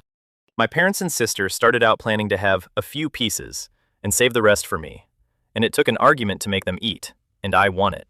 Because I have 3 Zerglings, and they have no idea. And if you think I'm going to sit at a table and watch my sister ration herself now, you have not been paying attention. I ate an entire rabbit and a pheasant myself. At that burn rate, my haul lasts 8 days. Then 8 more days on patrol and punching air, with meat every day, and the difference was staggering. I could feel the threshold of internal breath. And then the meat ran out. And with it, training. Push a body through that form without protein, and you don't get stronger, you get hollowed. 2 days to the break. I did the math and quit. Because look at what the guard team actually pays. Based on my contribution, the meat I earn there funds 5 days of cultivation a month. 5. And the cultivation technique? The whole village trains White Wolf. The chief and Liu Qiang have better methods, sure. Those are their personal secrets, not village property. And no amount of contribution unlocks them. There's nothing here to buy. Captain, I think I have to leave the guard team. Wu Ming stopped mid-towel. Dong, why? Did something happen? No, the guard team's resources can't cover my cultivation. Rather than waste the time, I want to go into the mountains alone. What? The whole squad's heads came up. Dong, are you sure? Going in alone isn't the hunting team with 38 men. You're on guard every second. Total focus. You have to stay half alert while you sleep. And I put my hand on his shoulder and laughed, because there was no way on earth to explain that I sleep very well these days, inside a ring of things that don't. Relax, Captain. I'm not reckless. You think I'd make this call without being sure? That'd be gambling with my life. Wu Ming nodded with a complicated face. He'd known I wouldn't stay. He just hadn't budgeted for under 20 days, which is a bit awkward because their squad of 4 had only become a complete formation the moment I walked in. Captain Duanfei didn't even blink.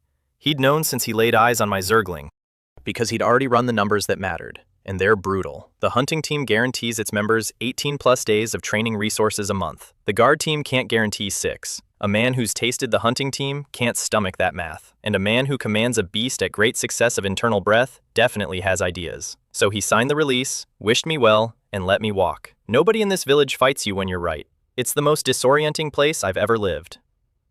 It was still early, so I didn't bother going home. I turned around and walked straight into the deep mountains, and the second the trees closed over me, I dumped all 3 Zerglings out of the codex. And for the first time in 2 lives, I felt safe. Not employed. Not surviving. Safe. Walking into the most dangerous forest in the region, ringed by 3 creatures built by an alien empire specifically for the purpose of ending things. Kill, devour, cultivate, repeat. Internal breath got closer with every step. Night forced a stop. And here's the joke. Not because of ghosts.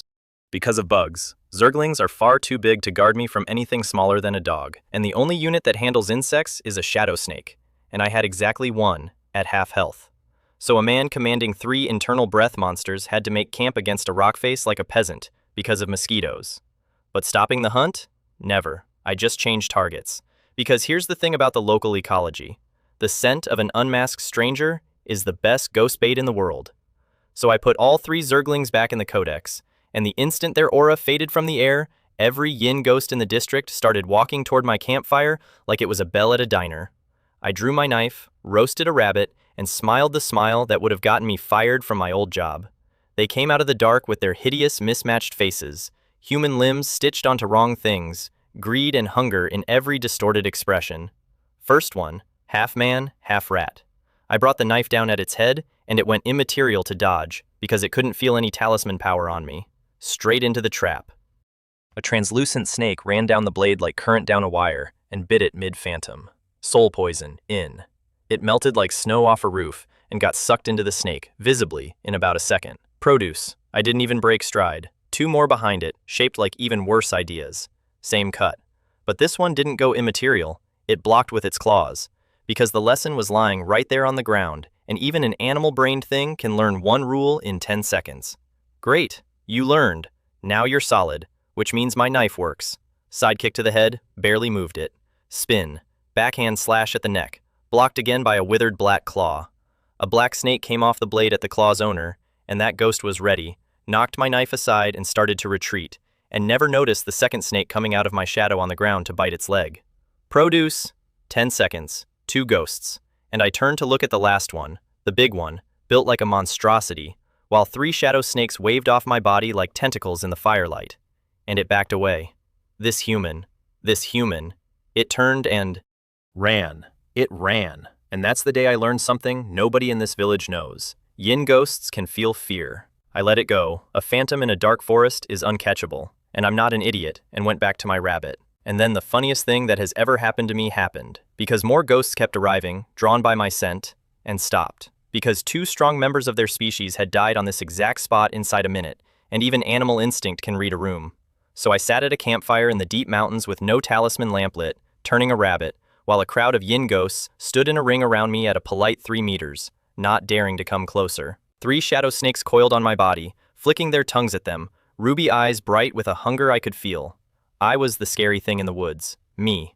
Chen Lei, project manager, who used to be scared of performance reviews. Then a Zergling came out beside me, wearing a snake on its carapace like a scarf, and charged into the crowd of them, and in under 5 breaths, there was a dying scream, and I kept slicing rabbit and watched my yin energy tick up on the page. Every 2 points, produce, until I hit 5 shadow snakes, and the world said no. That's the cap at my strength, 5 snakes. So I released the other 2 Zerglings for the night watch, and went to sleep in a haunted forest, guarded by 5 soul-poisoned snakes and 3 Zerglings. And I slept beautifully. Roar. Dawn. I sat up to find my Zerglings squared off against a wolf pack, fewer than last time, and every single wolf was hurt, some scratched, some wrecked, and not one of them was clean. Which is probably the only reason they hadn't already come in. And here's the part I couldn't get past. None of those wounds were cleaned by people. What in this forest does that to a pack like this? I decided to think about it later, because the one-eyed white wolf king walked out and looked at me and made a sound that translated cleanly into human as Get him. I turned and ran, immediately. No hesitation, no pride. And I want to defend that, because it's the exact math a genre protagonist usually gets wrong. A Zergling at great success might genuinely be a match for the White Wolf King, but 2 fists don't beat 4 hands. It had a dozen blue giant wolf guards. Injured, sure, still a dozen, plus dozens of ordinary wolves, so the odds are 90-10. And the 90 belongs to the wolves. Only an idiot dies proving a point. So I got my morning cardio, sprinting like a headless chicken with a wolf pack in tow, complaining the entire way. What is your problem?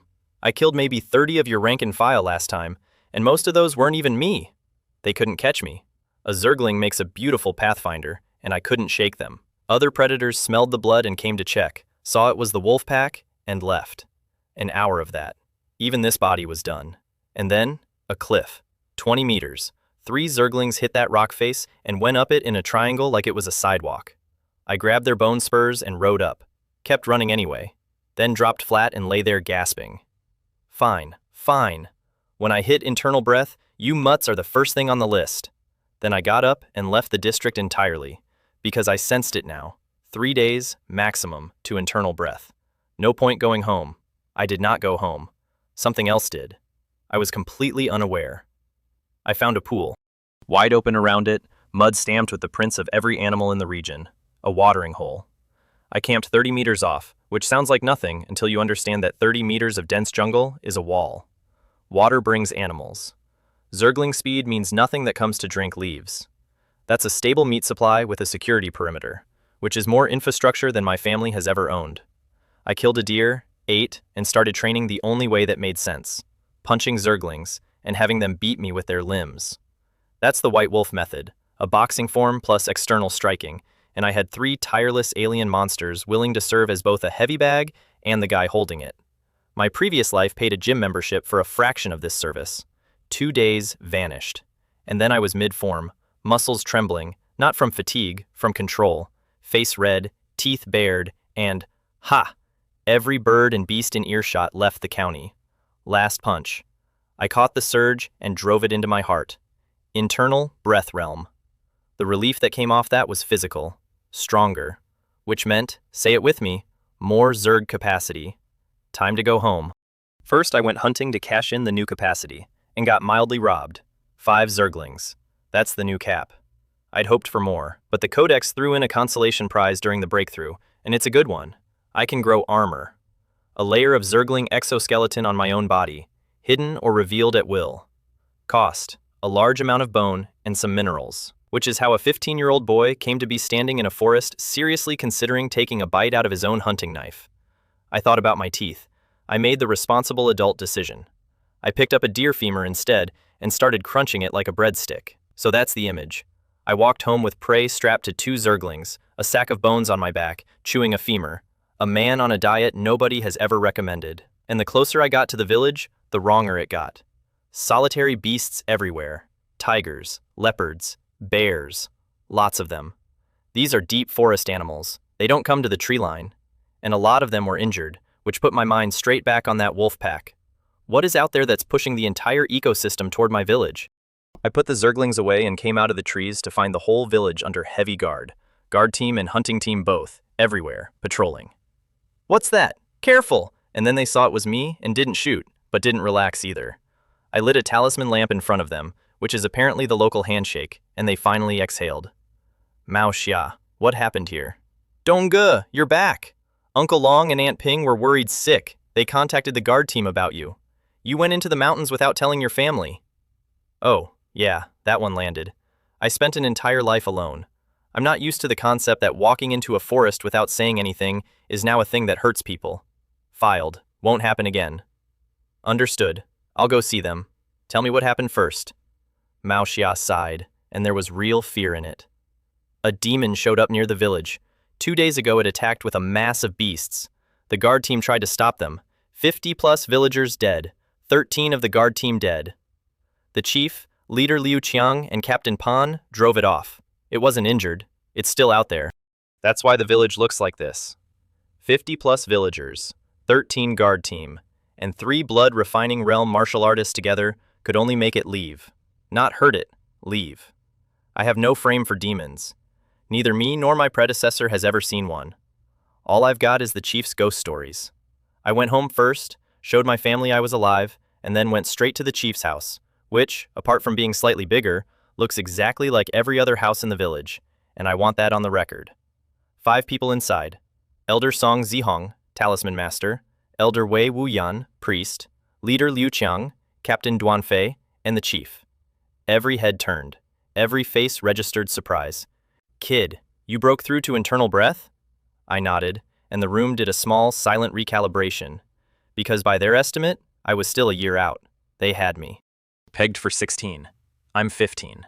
So the boy has secrets. Nobody said it. Nobody had to. And then the chief's inner monologue put me in my place so efficiently that I've thought about it ever since. However big his secrets are, they're nothing to us. Maybe it's a great opportunity for a village like ours. It's nothing to people in the big cities. Internal. Breath at 15, is that strong? In the big cities, there are plenty at blood refining by 12. Blood refining at 12. I'm the crown jewel of this village. Somewhere over the horizon, 12-year-olds are 2 tiers above me. My golden finger isn't a golden finger yet. It's a rounding to golden finger yet. It's a rounding error with good branding. And the only reason I'm alive to hear that thought is that I've shown them exactly one Zergling, ever. If they knew I could mass-produce great success monsters and command them, I'd have been dead within a day. Not because people are evil, because people are people. So how many strange beasts can you control now? No idea. I've only ever run into the one. I rolled my eyes internally so hard I saw my own skull. Does he think he's talking to a 15-year-old? Everyone in the room exchanged a knowing look, which is the universal signal for, we all just lied to each other and agreed to pretend otherwise. Then they sent me out, because a boy who commands one great success beast isn't senior enough to sit in on this meeting, which was the correct call and also devastating. I'd come to gather intel and discovered I'd overestimated my rank in a village of 300 households. Somebody put a plaque with a number on my chest. I didn't get home. There was a commotion at the village edge, and everyone was running toward it, so obviously I went. And there in the distance was the thing, a giant centipede, made of the upper halves of dozens of human beings, each one's shoulders joined to the waist of the one in front. The one at the head has arms like sickles. Every other human's arms are shaped into spears, and those are the legs. It's a centipede, made of people, where the legs are still holding weapons made of the people's own arms. The blood stink and frenzy coming off it hit me from 100 meters and made me want to be somewhere else, permanently. Around it, bears, tigers, roe deer, foxes, eyes bloodshot. All of them completely gone, driven, controlled, puppeted. That's a demon. That's the thing that's been pushing the wolves and the leopards and the bears out of the deep forest and onto my village's doorstep. Mystery solved. Wish it hadn't been. And the fight was already on. The chief and Liu Qiang, 2 blood-refining martial artists, took the demon together and were losing from the first exchange. Genuinely in mortal danger. If the great success hunters hadn't been feeding arrows into it constantly, I think they'd have been maimed inside the opening seconds. They stabilized eventually, not winning, just not dying quickly. Meanwhile, Captain Duanfei and everyone else were harvesting the beast horde, and the horde was not trash. Mostly internal breath, a chunk of them great success.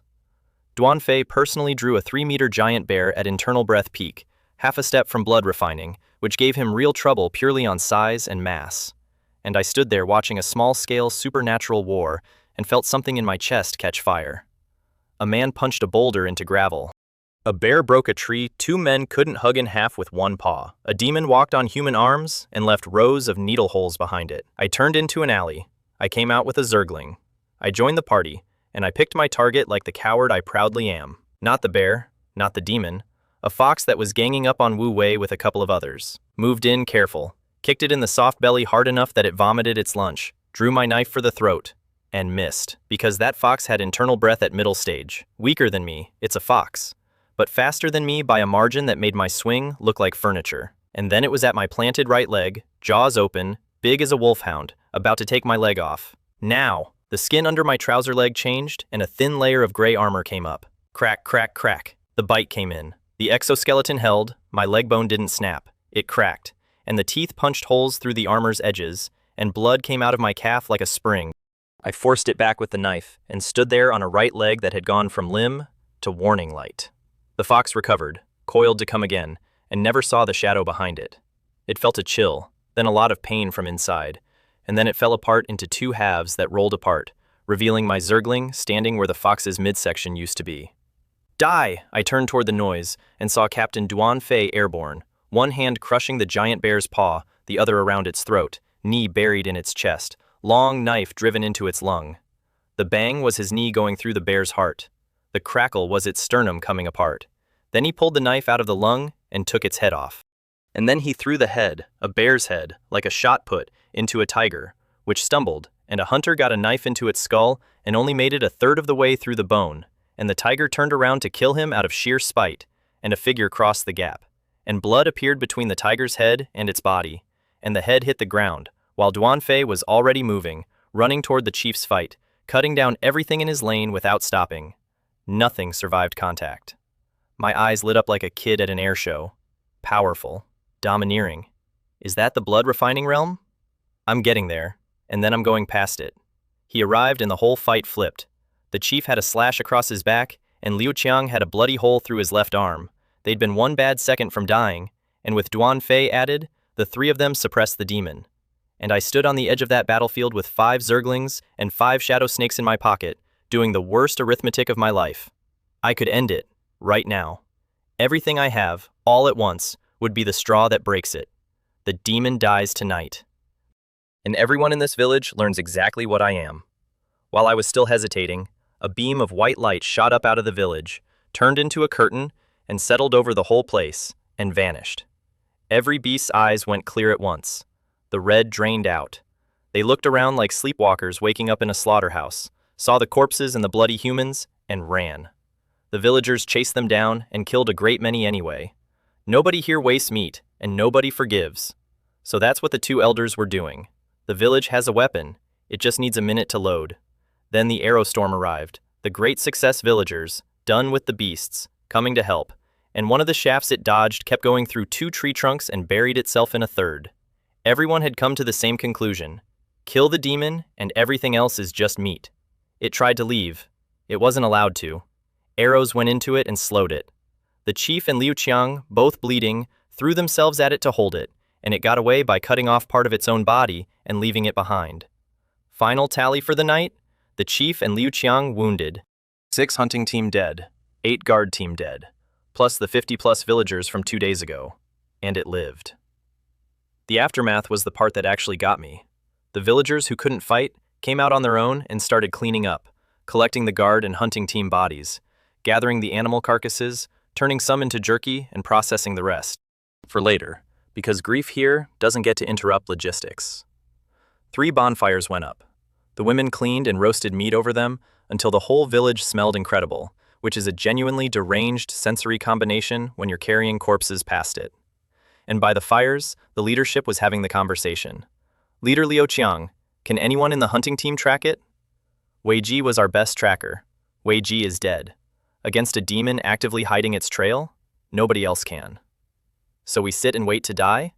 It calls every beast in the forest and we pay with our children. Xyz, to Qingfu town for help, 2 together can at least escape. No, the ancestral spirits only cover yin ghosts and evil spirits. 1 man can't stop a demon. And I sat there listening, and then I got up and walked over. I want to be honest about my motive, because this is the part where a better man would have a better reason. I didn't do it for the village. I did it because I wanted to know if killing a demon unlocks a new page. Ghost to shadow snake. Ordinary beast to zergling. So what does a demon give me? Does the codex file it as a stronger animal or as a new species? That's it. That's the reason. 50 dead villagers and 26 dead soldiers, and my brain was on the tech tree. The supporting logic was sound, at least. The village's 3 blood-refining men can still fight. The chief and Liu Qiang are hurt, but a blood-refining physique carries that fine. The only problem was finding it, and finding things isn't a problem for me. Chief, I might have a way to track that demon. 3 heads came up. I laid it out flat. My Zergling can track it. Their eyes lit up, and they were gathering a great success strike team before I'd finished the sentence. I grabbed a piece of roast meat off the fire and walked out into the dark eating it, with a Zergling in front and a column of wounded villagers behind. Because here's the mechanic. My Zerglings had drunk demon blood during the fight. That blood is lethally toxic. It'd kill any ordinary living thing on contact.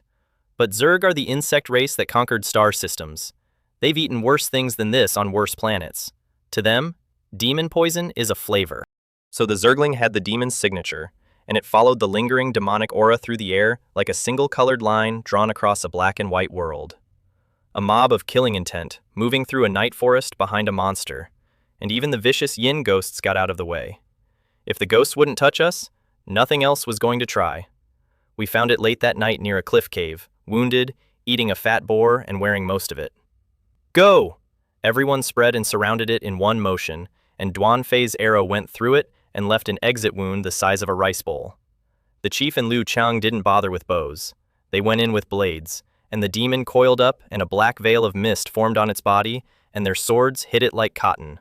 Resilient, hard, and completely unbothered. So they burned blood. Red flame poured down both blades, and steel that had done nothing a second earlier went through that veil like a red-hot bar through snow and opened it up. It screamed and came apart at them, a dozen spear legs and 2 scythe arms at once. They blocked what they could and got swept off their feet anyway, and the crowd caught them mid-air, which is the only reason that wasn't the end of both of them. A dozen-plus arrows in it, black, stinking blood pouring out. Wounded before we arrived, surrounded now, and its regeneration couldn't keep up. New wounds outpaced repairs, and every repair burned energy, and the more energy it burned, the slower it got, and the slower it got, the more wounds it took. Death spiral, executed by committee. Where was I for all this? On the periphery, with my Zergling recalled to my side, doing nothing. Deliberately. Because the weakest man there was great success, and I was a newborn internal breath, and in a fight like that, one stray shockwave kills me. My contribution was the nose. I already gave it the office. Duan Fei found the opening, blood surged. His arm muscles swelled to about the size of my thigh, and he took a full swing at the demon's first human head. The blade went halfway and stopped. Roar. It looked around at every human with pure hatred and dumped every drop of energy and blood in its body out through its wounds as black fog. Retreat. Demonic key eruption. Run. Everyone ran. The fastest man there was me. I was already on the outside, and I did not check on anybody. One hunter was a half-second slow. The fog took him, and he was a dried husk on the ground before he could scream. Nobody dropped their guard. Everyone stood outside the cloud with weapons up, waiting to see if something came out. Nothing did. When it cleared, the human centipede was lying there like roadkill, dead all the way through. And I stood there thinking, demons aren't that scary. Which, I recognize now, is the same brain that used to think 100,000 yuan was a small amount of money while holding approximately none of it. Then I heard the chief talking, and every hair on my body stood up. Sigh. A mere immature demon pushed us this far. If we'd met a real strong-ranked demon, I wonder how many of us would have lived. None. Real demons are at least chi-controlling realm. Killing us would be no harder than crushing ants. This world is terrible. Enough sighing. Pick up the body. We're going home. Immature. Not a real demon. A degraded version. A demon with the training wheels still on. And killing it cost Wei Family Village more than 20 combatants. Not villagers, combatants. The guard team and hunting team together are about 100 people. We lost roughly a third of our standing army to a thing that doesn't qualify as a real demon. And every one of those men took years and a mountain of resources to grow. You don't replace that. You just have fewer. We got back before dawn, much faster without the tracking, and the villagers saw us coming and finally went to bed. Elder Song Zihong took the corpse. Because it turns out that while demons eat humans, humans have gotten extremely practical about demons. You refine the corpse into medicine. Powerful, body-strengthening medicine. Even this reject of a demon makes medicine that's a genuine treasure for a village like ours. I didn't care much. My aptitude is fine, and my internal breath tier is a simple machine. Eat more, train more. Aptitude here is basically a conversion rate. Same 100 kilos of meat in, I get 10 kilos of chi out where the next guy gets 6. That's all talent means in this world, and it's the cleanest definition of talent I've ever heard. Also, my appetite has doubled and is still climbing. I can eat enormously even when I'm not hungry, which means my conversion rate is going up, which means my dependence on rare external resources is going down. My family had waited up all night. I washed and slept like a dead man. My sister woke me in the afternoon for the funerals. I didn't know how any of it worked. My parents led me house to house, white mourning cloth hanging in every doorway, and I carried things and stood there while widows and orphans knelt on the dirt and cried and kowtowed to us in gratitude. And I looked at those bare houses and those ragged women and those kids, and I asked myself the honest question. If I'd gone all out, could I have saved some of them? The answer is yes. And knowing that, I'd still make the same call. I'm not going to dress that up. In my previous life, if an old man fell in the street in front of me, I'd feel sorry for him and I wouldn't pick him up. That's who's living in this body. If you can't carry the job, don't take the job. It happened. I didn't cause it, and revealing my secret to save strangers cost me everything I have. So my wavering heart steadily right back down. That's not a redemption arc. That's just the ledger. That night we made a hot pot from the last scraps of meat and some radish and vegetable leaves and ate around the kang, and it was quiet. And my parents kept giving me instructions, and I punched air in the yard afterward and went to bed. And in my room, finally, I took inventory. Bio points. 302.4. Anomalous bio points. 4.3. Yin energy. 0.1. Insect codex. Page 1. Shadow snake times 5. Page 2. Zergling times 4. 1 out with me. Page 3. Page 3. Ape armor bug. 3.6 meters. 4 tons. Required, 5 tons of protein, 2 tons of bone, 1 ton of ore or 700 kilograms of metal elements. 100 bio points. 3 anomalous bio points. I looked at the projection, a thing in heavy black armor, knuckles on the ground like a gorilla built out of a tank, and I genuinely started salivating. With stats like that plus Zerg combat instinct, one of those crushes the human centipede that just cost my village a third of its army, and I can't have it. Let's go down the list. 5 tons of meat and 2 tons of bone. That's just time. I have 5 Zerglings. That's a purchasing schedule. A ton of ore or 700 kilos of metal? Problem. The village has pig iron. The village needs that pig iron for weapons and farm tools, and no reason I could invent gets a 15-year-old that stockpile. They'd tell me to go buy it in Qingfu Town, which, fine, is actually the answer. But the real wall is the last line. 3 anomalous bio points. And I have 4.3. I have enough. And it doesn't matter, because anomalous points aren't the constraint.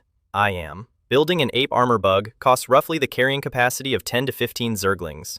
I can support 5. And in case I was still feeling cocky, if I met that human centipede alone right now, with 5 Zerglings, it would kill and eat me in under 4 minutes. So I can't earn the points. And even if I stole them, I couldn't hold the thing they buy, not until mid-stage internal breath. I drooled at the page for a while like a man window shopping a car he'll never afford, and went to sleep. Next morning, the guard team was in my kitchen unloading hundreds of kilos of meat, the processed haul from the beast horde, distributed across the whole village, with combatants getting the bigger share. Which canceled my plan to go back into the mountains, because that's several days of fuel, and every scrap of strength banked now is strength I have when the next thing comes. And there will be a next thing. Nobody in this world knows when. 2 days of peace. Then a commotion at the village entrance. Knife. Bow. Go. Bandits. On horseback. Shouting. You bunch of peasants, hand over the demon's corpse. Your Uncle Iron Fist is in a good mood today and doesn't feel like killing anyone. Hand it over or I slaughter the whole village. Word travels. They'd heard Wei Family Village gutted itself killing a demon and came to take the corpse off the corpse. The scarred bald man calling himself Iron Fist was clearly the boss. The chief came out and bowed with his hands clasped, wearing the most beautiful, "Who, me?" face I have ever seen on a man. Brave warrior, there's been a mistake. How could our village have a demon's corpse? I'm only the village chief, a mere blood refining. How could I possibly kill a demon? Huh, seems right. And Iron Fist, I swear on my 2 lives, patted his own bald head and agreed with him. Honest as a brick. Sir, you are the leader of an armed band, and you have just been talked out of your own robbery by a polite old man in 1 sentence. Third Master, don't let the old codger fool you. We already found out, the demon they killed wasn't fully formed. It was only a half-demon. That was the weasel next to him.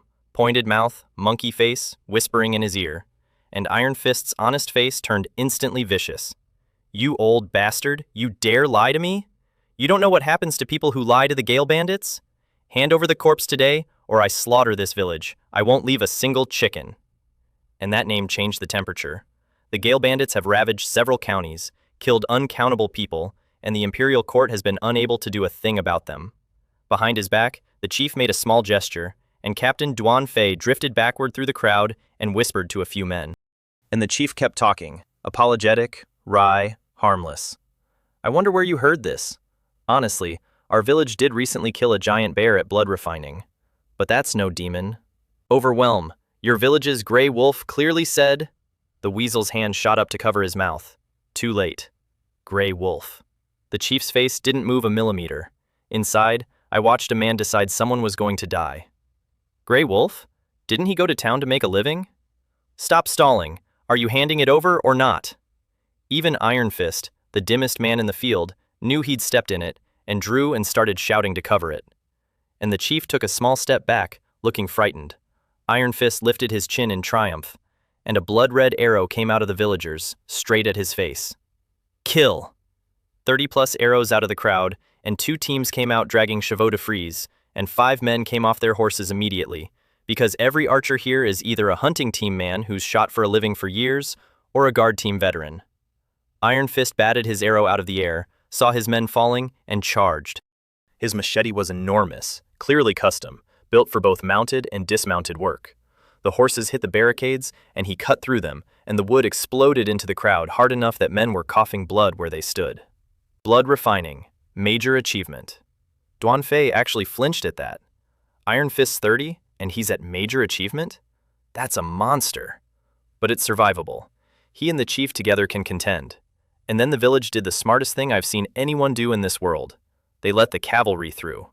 They didn't try to hold the line. Internal breath is powerful. It is not superhuman. And standing in front of a cavalry charge is a way of committing suicide with extra steps. So they gave ground on purpose, and pulled back into the village where the houses are, and the horses slowed, and after one more volley, the bandits gave up and dismounted. Cavalry without speed is just infantry that paid extra. Villagers converged. Non-combatants evaporated, and it turned into a straight brawl. I stood on the outermost edge doing what I'm actually good at, shooting people who aren't looking at me. We had more fighters than they did, so the low tiers were ours. The top tiers were the problem. They'd scouted us before they came. Duan Fei and the chief pinned Iron Fist, which left Liu Qiang, and then the weasel turned out to be blood refining too, and jumped him alongside another plain-looking bandit. 2 blood refining on 1 wounded Liu Qiang. Neither of them his equal, both of them together, plus his unhealed injuries, had him in genuine trouble, and only the Great Success villagers kept him upright. Both elders arrived. Neither fought. I didn't understand why then, I do now. Whatever they do, they only get to do it once, and the price is the same shape as my shadow snakes. Devastating to the target, fatal to the user. So they stood there like 2 loaded guns nobody wanted to fire, waiting for the moment it was worth a life. And then my archery finally annoyed the right person, and a bandit came for me at a full sprint. Great success of internal breath, and he wanted me dead fast. So I did what I do. I put on a terrified face and backpedaled and kept shooting, and he batted every arrow out of the air with his saber, closing to 3 steps with the biggest grin on his face. Kid, you had your fun shooting, now it's my turn. And my panic just switched off. You're dead, idiot. A blur came out of the shadow on my left, and took his head off before he finished registering that I'd spoken. The head hit the ground still wearing the cruel smile, which turned into confusion, and then into nothing at all. Plus 5 bio points. Humans are animals. The crown of creation is marketing. After that, the ordinary bandit stopped bothering me and started silently avoiding my firing lane, which meant my little corner of the battle quietly flipped from advantage to victory. And down where the blood-refining men were killing each other, 2 black snakes were sliding through the shadows of the crowd, going hunting. Duan Fei, the chief, and Iron Fist were tearing each other apart, all 3 glowing faint red, blood surging, muscles swollen, and every weapon clash taking a chunk out of the blades. By this point, all 3 were swinging what were functionally saws. Ordinary iron can't survive men at that tier, and real divine weapons are a fantasy for people like us. Iron Fist was using reach, bigger blade, trying to break their weapons outright, because 2 disarmed men is a win. Bang! The chief took a hit with everything he had. His back opened up, the mostly healed wound from the demon tearing wide, and the pain put sweat all over him. Iron Fist saw that face and immediately understood, and got smart. Deflect Duan Fei's force at an angle so he wastes time rebalancing, and take every clash with the chief head-on, full power, over and over. The chief's back went to blood. The smell of it wound Iron Fist up further. He could see the win. He was so locked onto killing the chief that he never noticed the black snake that had been coiled in his own shadow for some time. He smashed the chief's weapon again, full strength, and the red light on his body guttered out for an instant. The recovery beat. The snake went in. The chief pulled back and found Iron Fist standing there frozen mid-stance. Chance. He stomped, killed his own momentum, and came back in. And Duan Fei, mid-swing, seeing a motionless enemy, poured every scrap he had left into that cut, inner power and all. Because if you miss this window, you pay in funerals. Either the chief dies, or an elder dies, or the man walks away clean. The serrated ruin of his longsword came in wrapped in blood chi, and the sheer threat of it stabbed through the Shadow Snake's hold. Iron Fist woke up at the last instant and threw himself forward. He dodged the kill. He ate a wound to the bone across his back. The sword hit the ground and blew a meter-wide crater in it, and the debris hit his open wound hard enough to nearly knock him out. And the chief's blade was already coming from the left while he was down with his own saber in his right hand. He blocked with his arm. The chief's weapon was already broken. It didn't matter. Strength did the rest. Arm off at the forearm, and a second deep cut into his chest. Done. I let out a breath from a safe distance. One Shadow Snake for one blood-refining major achievement. That is a fantastic trade. Then I checked my codex to see how many anomalous points a blood-refining human pays out. Still 4.3. Nothing? Was I too far away? No, because my bio points had jumped to 382. So there it is, and it's the single most interesting thing I learned all week. A blood-refining realm human is filed as an ordinary animal. A demon is a special species, an advanced life form. Even though the two are close in raw strength. Why? I have no idea. That's above my reading level. I put it in the drawer marked later and went back to shooting people.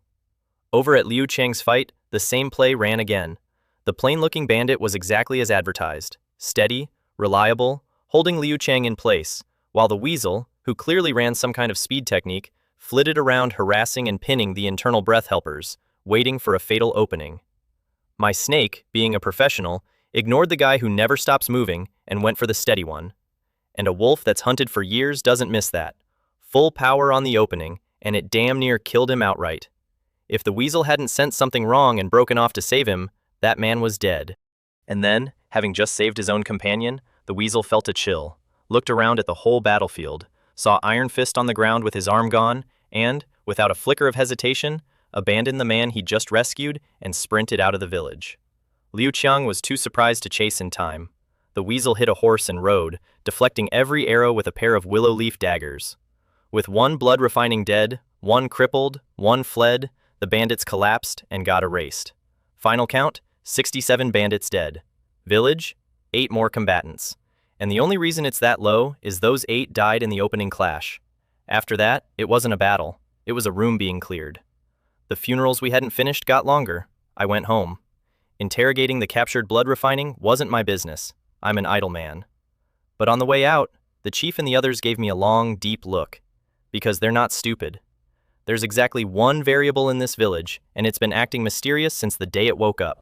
And the fact that I could make a blood-refining major achievement freeze at the exact critical instant put my value, in their heads, at no lower than a blood-refining martial artist.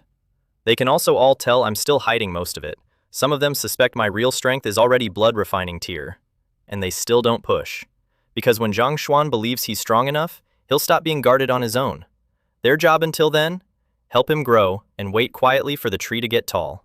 They'd also done the other arithmetic, and I want to spell it out, because it's the most clear-eyed thing anyone's done in this book.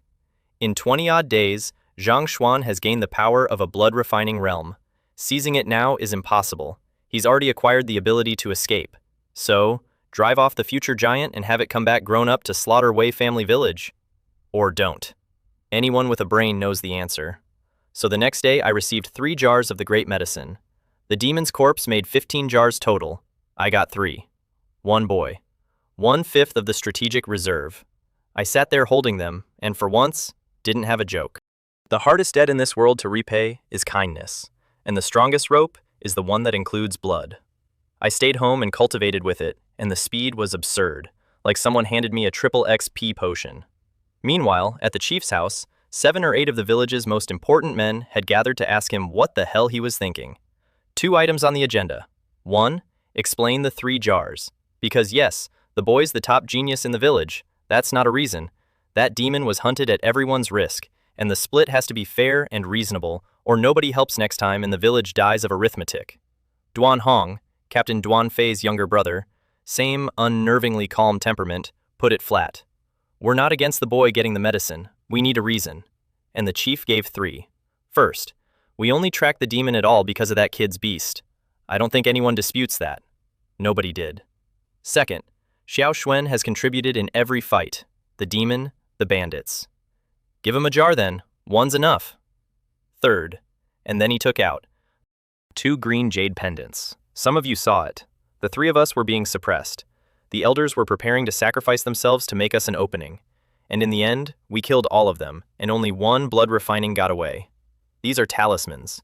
They have exactly 1 function. Resist the power of the ancestral spirits. We took them off Iron Fist people. The room went silent. So even if both elders had spent their lives to make that opening, it might have been a wasted sacrifice. Read that again. The bandits came prepared for the village's only trump card. They knew about the ancestral spirits and brought counters. That raid wasn't a smash and grab, it was briefed. Which means the elders die for nothing, the village loses its 2 priests, and the fight. And the only thing that actually broke Iron Fist at the decisive second was a 15-year-old secret. Yes, said the chief to the thing nobody wanted to say out loud. And I want it kept quiet. Everyone here matters to this village. I don't think any of you want another gray wolf. And they dropped it. Not because they were satisfied about the medicine, because they'd never actually cared about the medicine. Their worry was village unity, and the medicine is functionally useless to them. Here's why, and it broke my heart a little. The youngest man in that room is 30. They have no potential left. They're all internal breath peak, and peak is the ceiling of the white wolf body refining technique. That's it. That's the whole road, and they're standing at the end of it. The chief broke through on pure chance. Liu Qiang and Duan Fei broke through by grinding themselves against their own limits until something gave, forging a personal path into blood refining that cannot be replicated or taught. What those men need isn't resources, it's the method, the secret of the blood refining breakthrough. And that method lives inside advanced cultivation techniques. And advanced techniques have been locked inside big powers for generations. They will never get one, and they know it. And they showed up anyway to make sure the split was fair for the next generation, because that's the only tier they can still affect. Meanwhile, a day's hard ride away, the weasel, Lin Gui, got back to the bandit lair in Lishan and found ruins. Blood, severed limbs, about 20 of his own corpses, and not a single living person. From the decomposition, they'd been hit roughly half a day after leaving for our village. So somebody erased their home base while they were out shopping. Government? A sect? He couldn't tell. Which means Han Hudze, Grey Wolf, was bait. The bandits thought they'd found a soft village and a bargain.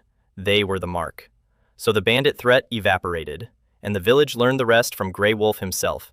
He'd become a servant to an outer sect disciple of the Lishan sword sect, and the raid was his master's scheme. And the chief, who was furious, did nothing. Because the Lishan sword sect is a superpower in Langia Prefecture with tens of thousands of members, whose inner sect are all blood-refining realm. Tens of thousands, all blood-refining. That's the tier this village lost a third of its army to approximately 1 of. Wei Family Village is a leaf. It doesn't get to be angry at weather. They also dismissed Grey Wolf's claim that his master would wipe out the bandits as garbage. Those bandits had shrugged off government suppression for years. They're not that easy to erase. Fellas, they're already dead. Somebody did it in half a day. The thing you're refusing to believe is the least alarming part of this story. 10 quiet days. The chief kept building defenses, horse traps, the works, and nothing came. And I cultivated in peace, and today the village convoy was going to Qingfu town to sell goods, and my father was in it. Because of me. Convoy work is a good job. Food and lodging on the road, actual pay, and you get to buy things in town. On top of that, the neighbors ask you to carry stuff for them and slip you a coin or two. And a coin or two times every household is real money. In previous years, an errand like this would never in his life have fallen to Hanbo. I was delighted, and not for the money. The money's nothing to me now. I was delighted because my parents and my sister were thrilled. And I need you to understand what a trip to town means here, because I keep having to recalibrate, and so do you. Ordinary people in this world do not have a large world. There are people who are born, live, and die in one village and never leave it. Don't picture the countryside, you know. Picture a mountain hamlet where you walk an entire day to reach a road before you can buy a bag of salt. And the forest between here and there isn't a scenic route. It's full of hungry wolves, tigers, black bears, and boars, and if you're lucky, you'll get a tiger tracking you at 30 paces with its eyes lit up. That's normal. That's the acceptable version. Because at night, the wilderness is a death sentence with no appeal. Ghosts beyond counting. Caves and abandoned temples that dress themselves up as paradise to lure people in and charge them their lives at checkout. Demons roaming free. Evil spirits that threaten to end regions. Meeting one of those last two takes bad luck. And once you have, whether even a chi-controlling realm grandmaster walks out is a coin flip, and the casualties get counted in the tens of thousands, sometimes millions. That's the errand. That's what Dad gets to go to town means. He took a big sheet of paper, everything Mom, my sister, and the neighbors had asked him to bring back, loaded up the furs I'd hunted, and left. And I picked up my bow and went into the mountains, because even with 3 jars of miracle medicine, I had eaten every scrap of meat in the house in 10 days. My appetite is getting genuinely frightening. Current rate. I can eat my own body weight per meal, and every gram of it converts to stored energy and then to muscle. In 10 days, I inflated to 1.88 meters, like someone left a hose in me. My mother has altered the same set of clothes twice, and I finally figured out why, and it's not flattering. It started the day I made my first Zergling. Zerglings can eat enormously and then run on that charge for absurd durations. A fully fueled one can lie dormant for millions of years. I've inherited a piece of that. Not the good piece. A Zergling's body is cold as a stone and radiates nothing, every calorie going into work. I'm a human, so I leak heat just sitting here. I got the appetite without the efficiency. Do I care that I'm becoming less human? Genuinely? No. As long as I keep my mind, I'd sign up to be a Cthulhu Mythos outer god tomorrow, provided the strength and status come with it. 5 days in the forest doing the only 3 verbs I know: kill, devour, cultivate. Killed a black bear inside half a day and roasted its paws on the spot without bothering to mask the blood smell, because with 5 Zerglings around me, I'd take a wolf pack in its prime. Ate a third of it alone, then dug out its bones and ate those like crunchy sausages, and gave the rest of the meat to my units, because Zerglings evolve by consuming flesh, metal, and energy. That's when it hit me what I'm actually walking around with. In front of me, a Zergling is a puppy. Toward every other living thing on this planet, including my parents, my sister, everyone I love, it is pure greed and murder with no distinction whatsoever. The Zerg have one purpose: kill, devour, evolve, reproduce. They're the cancer of the universe. If I weren't holding the leash, and if this world weren't actively suppressing them, they'd be the worst natural disaster in its history. Demons, evil spirits, food, soil, planets, the void, the origin of the world itself, all of it is food. At Zerg peak, 1 Zergling could erase my old civilization. Nukes didn't work. Nothing below rule level worked. I have 5, and they're the starter unit. 5 days later, I walked out with hundreds of kilos of meat and everything on my list. Full control of the new body, the exoskeleton armor condensed, mid-stage internal breath, and 8 Zerglings. 8, because I could support 20, and I deliberately left capacity idle. Reserved. For an ape armor bug. The villagers stared at me on the way in. I checked my face. I'd washed in the river, I'd washed my clothes, nothing was wrong. And the moment I touched my face, the staring stopped. I didn't understand that for a long time. Here's what it was. 5 days of nothing but killing, sleeping, and eating had scraped the human off me, and the small human gesture of touching my own face put it back. Because I'm 1.88 meters of muscle, with killing intent sitting in my eyebrows, and when I look at a person now, my gaze goes, in order, to the throat, then the groin, the eyes, the temple, the heart. My subconscious is silently solving for the fastest kill on everyone I meet. I didn't notice. That's the part that should scare you. Home. And my mother was in the yard, not in the fields, mending clothes so absently that only a decade of muscle memory was keeping the needle out of her hands. My sister sat next to her staring at the door. I opened it, and they both jumped like they'd been shot. Mother, little sister, what's wrong? Dong, you're back! Something happened to your father. I turned around, and something violent came off me, and my mother, my own mother, flinched and let go of my arm. I made my mother afraid of me in my own courtyard. Noted, filed, hated. What happened to father? Where is he? 5 days ago, Dad went to Qingfu town with the convoy. He hasn't come back. 2 days ago, the chief noticed the convoy was overdue and sent Captain Duan Fei with a team to find them. There's been no word from Duan Fei either. Duan Fei, blood-refining realm. The man who put his knee through a bear's heart. Gone silent. Mother, don't worry. I'm going to Qingfu town. Both of them grabbed me. Son, you can't. If something happens to you, how do Shinner and I live? Brother, don't go. I'm only going to look. I've never been there. Nobody knows my face. If father offended someone, it isn't me they're looking for. Then I did the coldest, most sensible thing I've done in this world. I took my sister aside and gave her control of a Zergling. If I die out there, my mother and sister have a great success of internal breath bodyguard that obeys an 11-year-old. They will never be poor, and nothing in this region will touch them. And I gave it to my sister rather than my mother because my sister, younger, smaller, yellow-haired, is the harder of the two. She won't be talked out of anything. My mother would. Then I left. Nightfall on the road, and the world's night shift clocked in. Yin ghosts everywhere, coming out to hunt. And what they found was a boy running through the dark with over a dozen shadow snakes waving halfway out of his body like tentacles. Eerier, more disgusting, more malevolent than anything they had. 2 ghosts came at me. Neither of them finished the thought. I didn't even break stride. The snakes ate them on the way past. Killed every beast I met with one strike. Sent Zerglings after the ones I didn't. Ate the meat, took the bones, and gnawed the bones while running.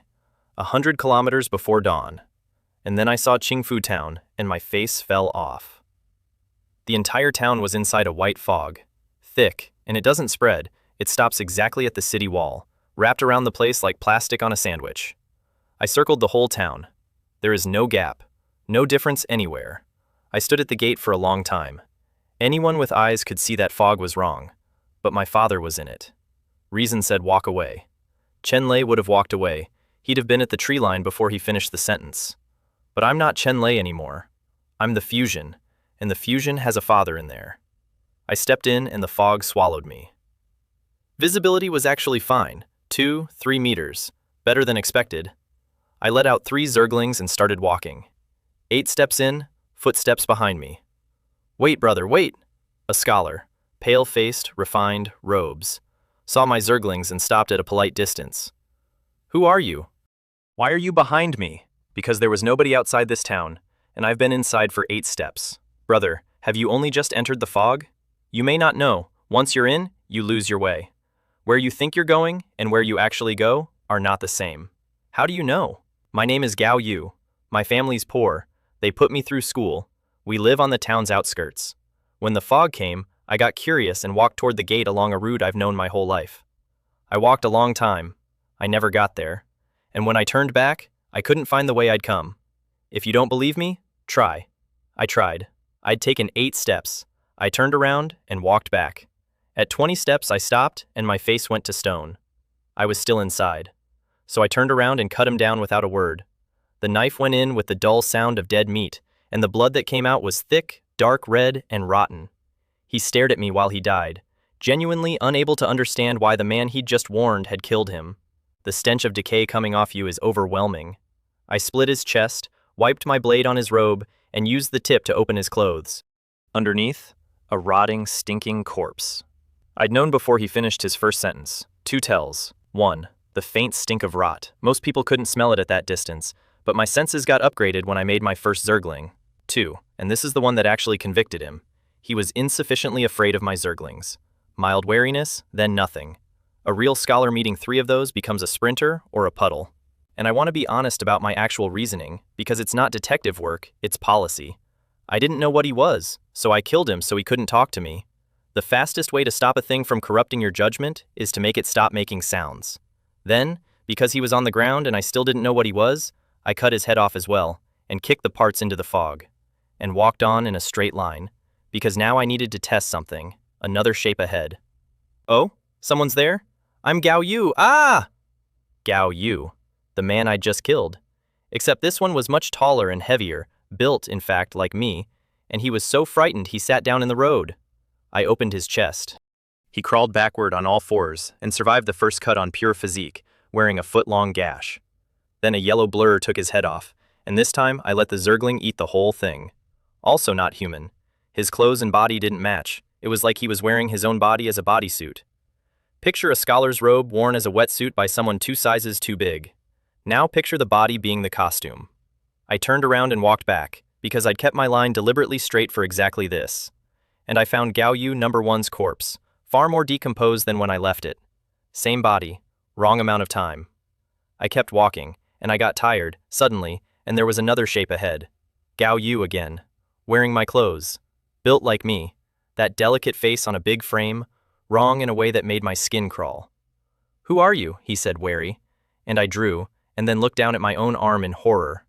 Because my sleeve wasn't my coarse cloth, it was a scholar's robe. I was dressed in Gao Yu's clothes. When did I put this on? And then the real one. I was 1 shadow snake short. I had over a dozen. Now I had 1 fewer, and no memory of losing it, and I was wearing a dead thing's clothes, and time had gotten longer somewhere behind me. Is my memory being eaten? Is this all an illusion? Did I get unlucky enough to walk into an evil spirit? I didn't touch that one myself. I had a Zergling do it, and it fought back this time. A little, where the first 2 couldn't. Still died. Then I sat down. Let me lay out what I'd figured out, because it's the nastiest thing I've met so far.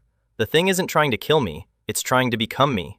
Each copy is closer. First a stranger, then my build, then my clothes, then my cultivation level. It's iterating. Every pass, it takes something of mine and wears it, and something of mine goes missing. A snake, an hour, a memory of getting dressed. So I sat still and waited to see how far it would go. And it walked out of the fog wearing coarse linen, hunting knife on the hip, small bags, bow on the back. Me. All of me. We looked at each other and spoke at the exact same instant. "Who are you?" ×2. "I am Zhang Xuan ×2. "Kill him." The Zergling did it in a few exchanges, because the copy had made it all the way to mid-stage internal breath, and that means nothing to a thing at great success with alien combat instinct.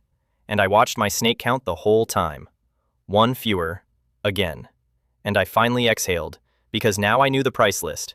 Every copy it makes costs me a snake. It's not stealing my memory, it's paying for the costume with my inventory, and I'd been billed several times before I noticed the invoice. I got up and ran.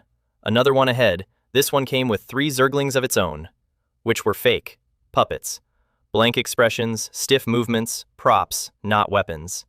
It got the shape and missed the soul, which is the most reassuring failure I've ever seen. I went past him before he could finish his line and left him standing in the wind. "Hey, you're not playing by the rules. You're supposed to kill me. Why are you running?" And he chased. More of them ahead. Same face, same 3 prop Zerglings. I dodged the ones I could and kicked the rest out of the way and kept running. A man sprinting through a fog full of increasingly accurate versions of himself, punting his own doppelgangers into ditches. 2 or 3 miles of that. And then, relief. Like surfacing out of water, breaking through a membrane. I came out on a street, empty, dead, every shop shut.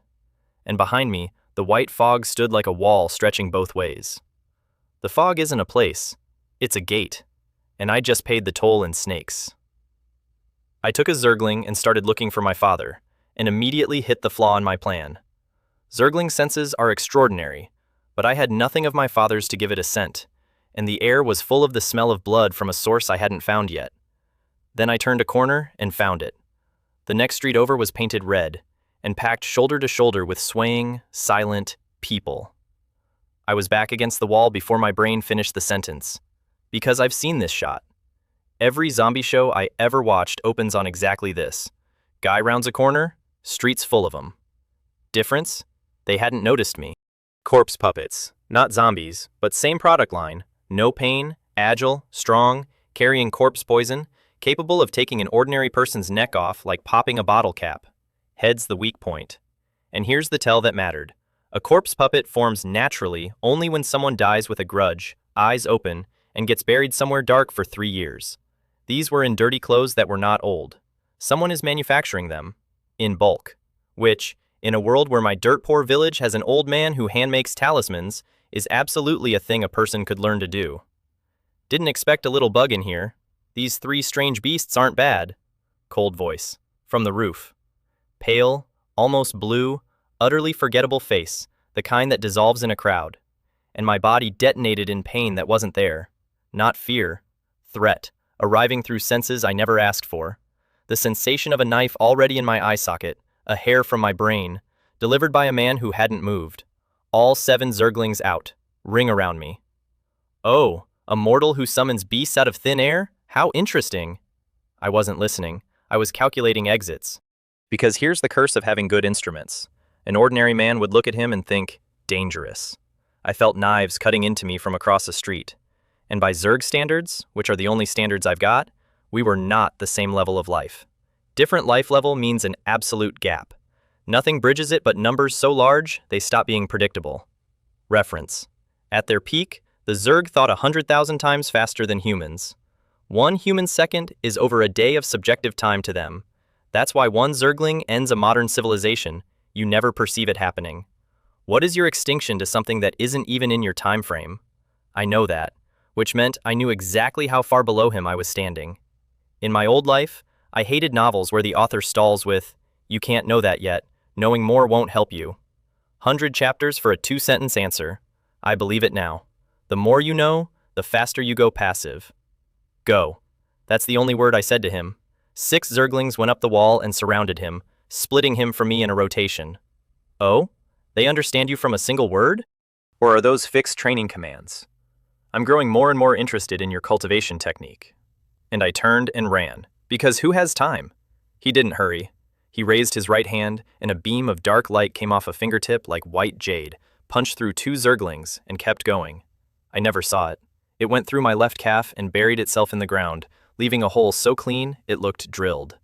I ran 2 more steps before the pain caught up and I went down. Then he casually kicked, and a blade of chi cut the 4 Zerglings in front of him in half. Great success bodies. Combat power at internal breath peak. Powerless. Gone. The ones next to me couldn't even begin to intercept. That's a life-level gap. Tell me how you control these beasts and I'll spare your life. He walked toward me slowly. I lay there biting my lip in a cold sweat, saying nothing. Answer him? He'd kill me with a finger the second I finished the sentence. This man doesn't think of himself as a human being. He's consistent about it. He called me an insect and meant the taxonomy. He got close. He didn't notice the only thing that mattered. Our shadows overlapped. Hiss. A snake head came out of the dark and bit his leg, barely scratched the skin. Enough. The whole snake converted itself into soul poison and went in. He froze. Before the anger could land, snake number 2 froze again. 11 times. And when the last snake died, there was no Zhang Xuan anywhere. Gone. Even the blood from my leg was gone. I dug up the ground and taken the dirt. A tiny insect dares to mock me? I'll draw out your soul and burn it in dark fire for 100 years, so you can neither live nor die. Hunting geese all day and getting pecked in the eye by one. Sir, you were correct about the taxonomy and wrong about the ecosystem. Search. And every corpse puppet on that street scattered into the houses, and the town answered. Old Ghost Hong, what is this? Do you want a war? You think the Luo family of Hengdu fears your yin corpse sect? Hong Long, don't push it. Worst case, we all fight. To the death, and nobody gets that thing. Get lost. Shouting from every direction. Some of them skipped shouting. Corpse puppets got turned into mints on the spot. Someone spat out a word and a blade of energy, and a dozen of them became paste. Hong Long's face went blue-black, and rather than draw the whole town's fire, he recalled his puppets. And I lay in a small building listening to a man who could kill me with a finger, get told off by the neighbors, and understood I was going to live. And I finally understood the street layout. One road with every house shut, the next road packed with corpse puppets. Territories. Someone has come for a treasure in Qingfu Town, and everyone else came too, and the fog exists to keep the ordinary people in, which is a very specific thing to want. Then I did field surgery. The flesh around the hole in my calf had gone black and numb, and the black was spreading. Poison. I found a piece of wood, bit down, took a few breaths, and put my hunting knife into my own leg. Eyes bulging, teeth in the wood, veins up on my forehead, sweat coming off me in beads, and I cut the black flesh out piece by piece until bright red blood came. When the hole in my calf was the size of half a fist, I passed out. Last thought. When I rise, I'll erase your entire clan, Hong Long. I came to late at night and checked the leg and exhaled. Bleeding stopped. Flesh already growing inward. Only a body like mine survives that. An ordinary man does that and dies of blood loss on the floor. The correct move for a normal person is to amputate below the knee and hope. A shadow snake came out of my shadow and flicked its tongue at me. Go find me something to eat. And it went, because I couldn't move, and Zerglings are nearly my size and can't sneak, and only a snake can travel by shadow. It came back with a roast chicken that was tasting a bit off. I ate it. I was not in a position to have opinions. I couldn't get food poisoning anyway. My internal breath body doesn't do that, and my inherited Zerg traits have, how to put this, broadened my definition of food substantially.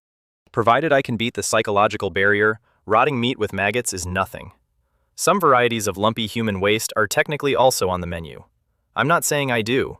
I'm saying the equipment says yes and the man says no, and living down here, I'm not confident the man wins forever. 2 days of that, and my leg was healed, and I still didn't dare go outside, because from what I'd heard when the puppets spread, I had no idea how many monsters were in this town, and none of them are the kind you survive meeting. Hong Long would find me, or some stranger would kill me for existing near him, and who exactly would I complain to? So I hunted for my father through a snake. This was the first time since arriving that I felt truly, grindingly small. In Wei Family Village, I'm a force of nature. In Qingfu Town, I couldn't leave a room, and I'm certain these people aren't the top of this world. I'm not sure they'd clear the midpoint. Qingfu Town at night was a dead city. The houses stood like coffins on end. 3 days of searching. Then the snake found him, alive, which is all it could tell me, because a shadow snake's intelligence tops out somewhere around yes. I went at daylight, which sounds insane until you follow the logic. Hong Long is a corpse-colored, ruthless, ordinary people into puppets kind of guy, running a power system that leans dark. So he probably doesn't love the sun. That was a total guess with nothing under it. That's what I had. I moved fast, mapped several definitely fatal presences on the way, and got to a large mansion. Who's there? Uncle Debing, it's me, Zhang Xuan. What? A door banged open and my father came out into the yard with his face already breaking. You brat, are you insane? How did you get in here? If something happens to both of us, how do your mother and Shinner live? He raised his hand to slap me, and then he lowered it, and sighed. Because it was his fault, wasn't it? His son only came here to find him. Father, don't worry. Before I left, I gave my little sister control of a Zergling. Even if we both die here, they'll live well. He sighed again and stopped arguing, because what is there to say now? Come on. I'll take you to Captain Duan Fei. Duan Fei was cross-legged on a bed in a back room, bare-chested, wrapped in bandages. Captain, what happened? Nearly killed by a single blade the moment I entered Qingfu Town. And that hurt him worse than the wound. This is a man who forged his own path into blood refining, who got there on nothing but the White Wolf body refining technique and his own refusal, and one flash of a sword from a stranger shattered his spirit. If he can't fix his own head, his cultivation is over. I couldn't even offer anything. In his place, I'd be worse. Without the codex under me, I'd be much worse. What he could give me was information, and it was ugly. The convoy reached Qingfu, sold fast, and decided to sleep over rather than travel at night. Correct call, every time in this world. And they woke in the dark to roaring. The whole town was fighting. Every combatant a being beyond ordinary comprehension. And people were dying everywhere, not targeted. Aftershocks. Bystanders killed by the splash of other people's fights. From fragments of shouted conversation, they're fighting over a treasure, nobody knows what. And the white fog outside isn't a formation, and isn't an evil spirit. It's a person. A man called Gao Yu, from somewhere called Yunwu Mountain. That's all Duan Fei knows, because to those monsters, he and my father are the same species. Furniture. So the fog that ate my snakes and wore my face was a guy. And I killed several of his, drafts? And he let me through. Or I escaped him. I genuinely don't know which, and I like neither. Inventory after Hong Long. 1 Zergling. 7 snakes. He deleted the rest with a finger and a kick. I needed to rebuild, and the obvious meat was Hong Long's corpse puppets, which was also the fastest way to die. The reason I reached my father alive was that I carefully went around him. Provoking him now would be suicide. But this town had another supply. Corpses. Everywhere. All those experts who died in the fighting, nobody collects them. They just rot where they fell, in the streets, in the houses. So I walked a Zergling around Qingfu Town, harvesting the dead, while the surrounding monsters ignored me completely. Everyone had staked a territory and was sitting in it, silent, waiting. A day and a half of that, and I had 19 Zerglings. Then I cultivated in the courtyard, because food wasn't a problem. People in this era hoard grain by default. Here, food is money, except you can't eat money, and the initial slaughter left supplies lying around with nobody to claim them. I'd occasionally see survivors darting out to move sacks of grain, fast and terrified. Duanfei healed up well too. He'd only been cut by Saber Qi, no demon, no evil spirit, nothing inescapable left inside him. Xiao Xuan, it's getting tense.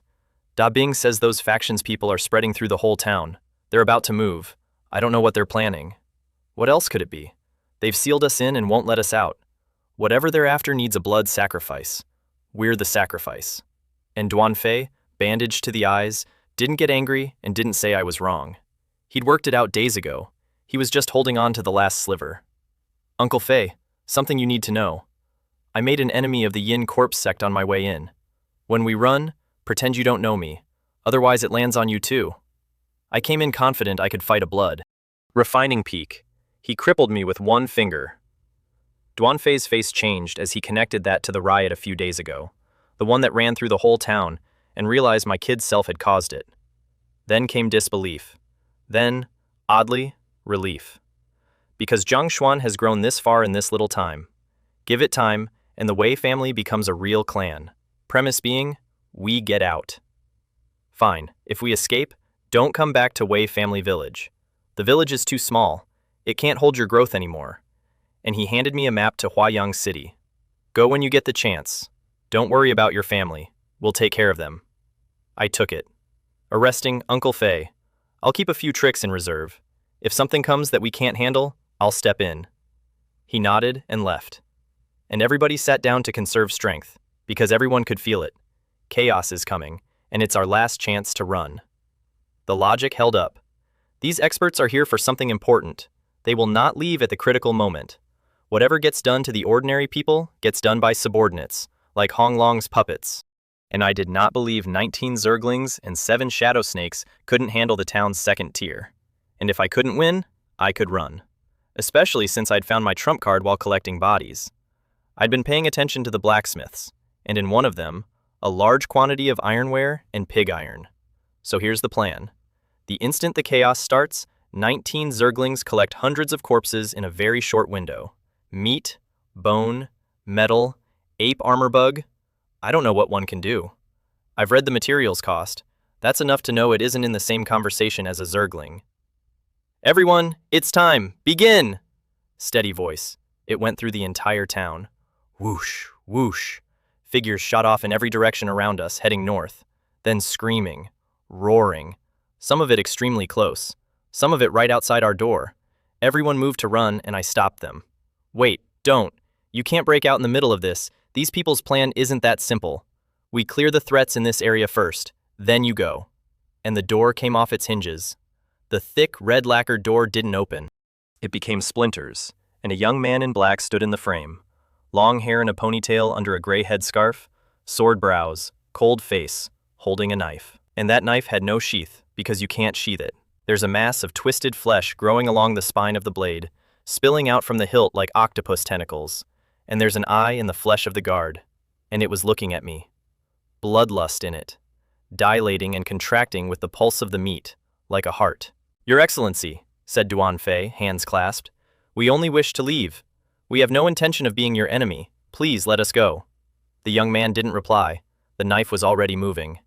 Blood-red light came off it at Duanfei faster than he could turn, and a Zergling got there first and spent half its own body stopping it.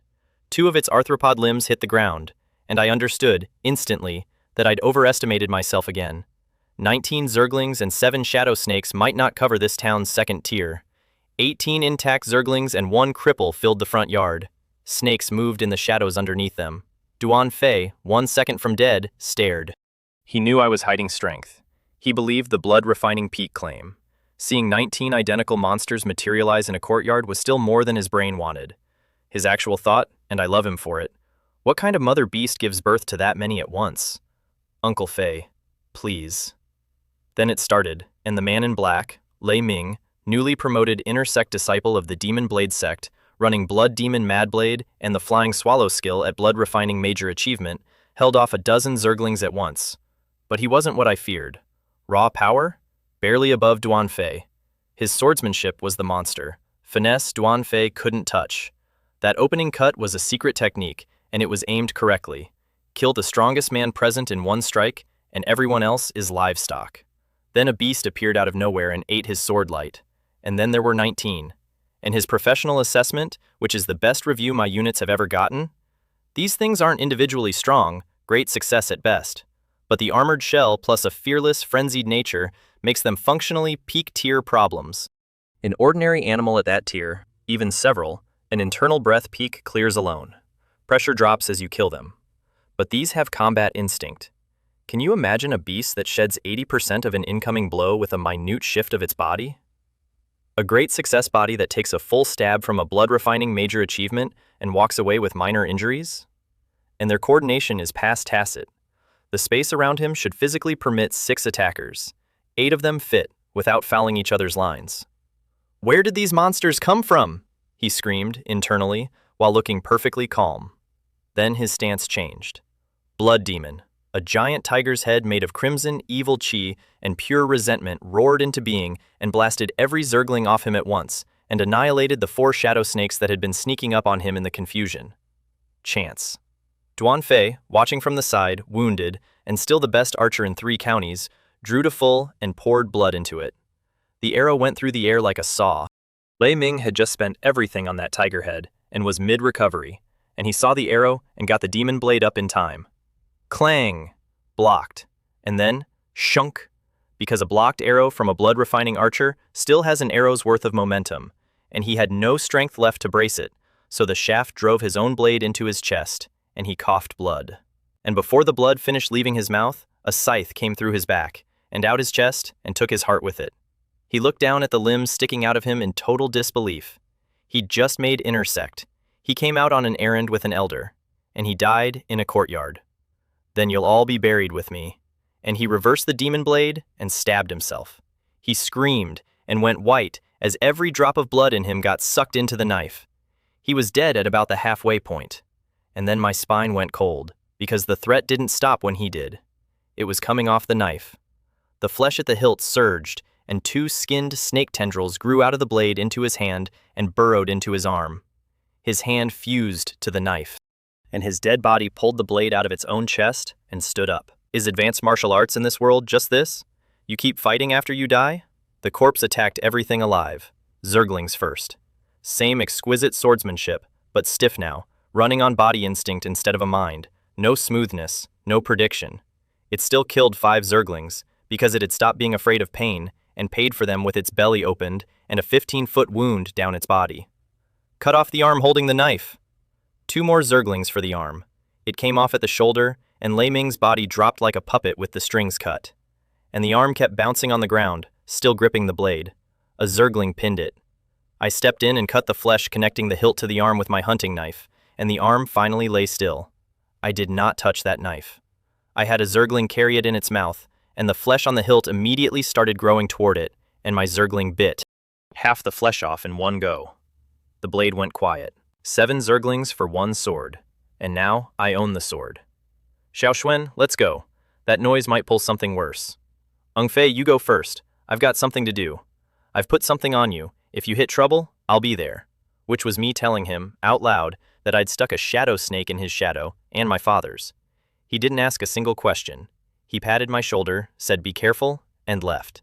Then I picked up Lei Ming's corpse and walked out with 11 surviving Zerglings behind me, each dragging 2 bodies. The one that ate his opening cut died shortly after.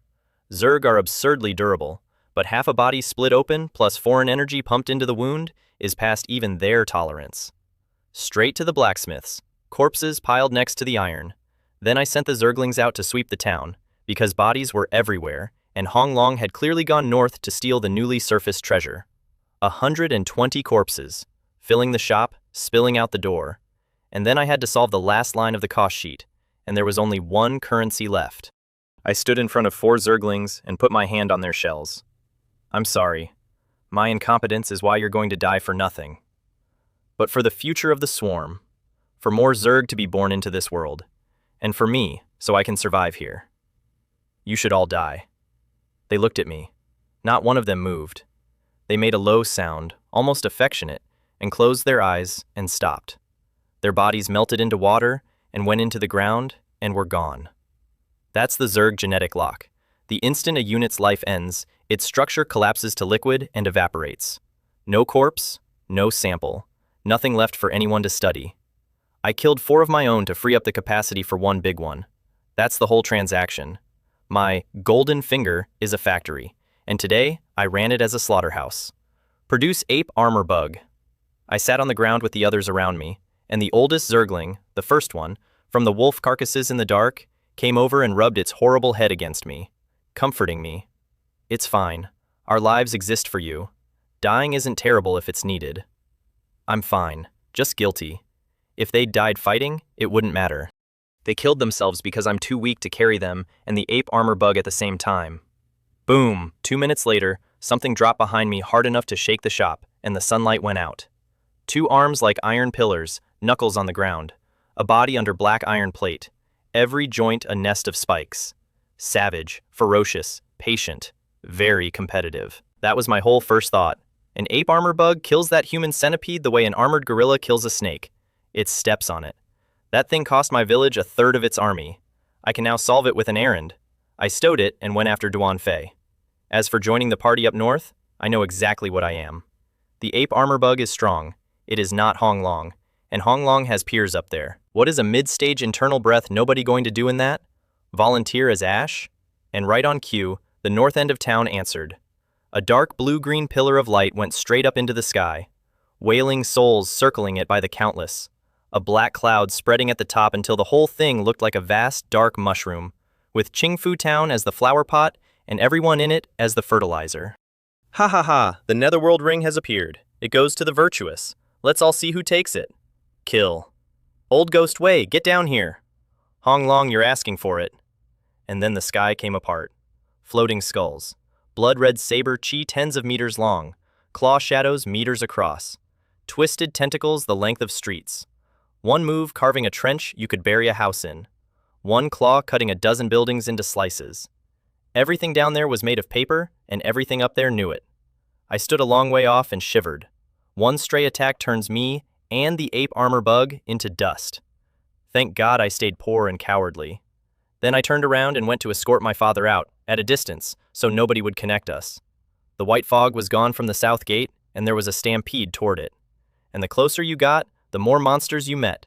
I spotted a cultivator with a blade like Lei Ming's, except bone white with a spine formed along its back, and stronger than Lei Ming had ever been. And the thing that blocked Duanfei's group was a superior yin ghost. I stopped where I was. A yin ghost? In front of a shadow snake? That's not an enemy. That's a ration. The snake in Duanfei's shadow found its opening and bit, and a superior yin ghost, a thing on par with a blood-refining realm martial artist, got devoured whole by a snake the width of 2 fingers. Duanfei stood there and watched it slither back into his own shadow, and I watched his face do something complicated. Is the gap already this wide? A sneak attack from something he planted on me kills a superior yin ghost. Just how strong is he now? I looped around ahead of them and cleared the road, and they broke out of Qingfu Town at a dead sprint and kept going without stopping. They noticed the other groups getting stopped and them not. They chose not to examine that gift too closely. They didn't worry about me either. They'd just seen how the ghost died. I stood on a rock and watched my father disappear into the trees, and then took out Duanfei's map. 2 snakes came flowing back across the ground into my shadow, and I absorbed 15 yin energy. Produce. 10 snakes, back to double digits. I looked at Qingfu Town, still roaring, still killing itself over a ring, and walked away toward Huayang City. Mangnu Town. Last stop before Huayang City. Half a day out, and everyone stops here anyway, because the closer people get to the finish, the more they want to sit down. Also, the prices are better. Mostly, it's the prices. Yifeng Inn. Packed. Sect disciples on missions, demon-slaying officers from the Imperial Demon Extermination Division, and mostly merchants and their guards, all shouting over each other. I took off my straw hat and a waiter came at me smiling, and then saw the 2 Zerglings behind me and stopped being a person. Don't be scared. They're pets. Very obedient. They won't kill anyone. He shook harder. Because, and I only heard it later, brother, do you listen to yourself? Your mouth is full of murderous intent. Is that supposed to be legalization? The shopkeeper came out, cuffed him, saw the beasts, and, being a professional with mileage, shook out his sleeves and bowed. "How should I address you, honored guest?" "Zhang Xuan. And these strange beasts?" "Pets, obedient. Come here. Sit." And two apex predators trotted over and squatted next to me, covered in blood. Should the guest hand them to the groom for safekeeping? No. If they're not with me, your groom won't survive one breath. His face did a thing. "Please come in, sir. Kindly keep them from disturbing the other diners. I'll find you a private room, free of charge." "No need. I wanted one anyway. Charge me." I sat down, waved off the menu, and said, "3 servings of everything you have today. Don't worry about me finishing. There'll be more after." And Hazy the waiter didn't blink, because a man with 2 monsters is not a man who checks prices. What followed was the single most public thing I have ever done. Dishes went up in waves and came down empty. The rice had to be carried up in a bucket by multiple men. The dining hall started staring, which is how I met Feng Zi. Crimson brocade with flowers on it, white jade belt with the 8 auspicious symbols, folding fan, and beautiful. Yes, beautiful. He has an Adam's apple and a rich family's complexion and a delicate face. And at a glance, you'd swear it was a young lady out for a stroll in men's clothes. He saw the rice bucket parade and stopped a waiter. "What are you doing?" "Delivering food, young master." "How many people?" "1. "1? Eating that much? Interesting. Take me. I want to see this extraordinary person myself." Because martial artists eat more than normal people, but there's a ceiling, they use medicinal cuisine to get more out of the same volume. Whoever's eating in that room is eating for dozens of men. He appeared in my doorway while I was directing a waiter to put dishes on the table and rice on the floor next to me. "Brother, may I come in for a chat?" I swallowed, shoved a pork knuckle into the Zergling next to me and said, "Please." I'd clocked him the second he arrived. He came with the waiters, but that belt could buy half the inn. "Zhang Xuan, and you, young master?" "Feng Zi, forgive the intrusion." And he explained. He saw the food, got curious, and wanted to meet whoever it was. "Meeting is fate. Sit. Have a drink. Let's be friends." And we talked until evening, and, well, this is the part that surprised me. Well, I actually enjoyed it. I have never been able to talk to anyone in this world. He's well-read, funny, and his personality fits mine like a hand in a glove. He felt the same, for a different reason. I had views he'd never heard in his life, and talking to me was like a door opening onto a world he didn't know existed. I finally begged off from exhaustion and went up to sleep, and he sat there smacking his lips like a man who hadn't had dessert. Next morning, he was at my door. "Brother Wei, breakfast, then Huayang City. I'll show you around properly." I'd learned his story the night before. Only son of a leader of the Xiao gang. 0 interest in his father's martial arts. Spends his days in brothels and pleasure boats, writes poems and couplets, excellent at music and painting. A textbook rich kid who's never eaten hardship. And I want to say, I don't hold that against second-generation types in general. Most of them build on the foundation and go further and faster than anyone born poor.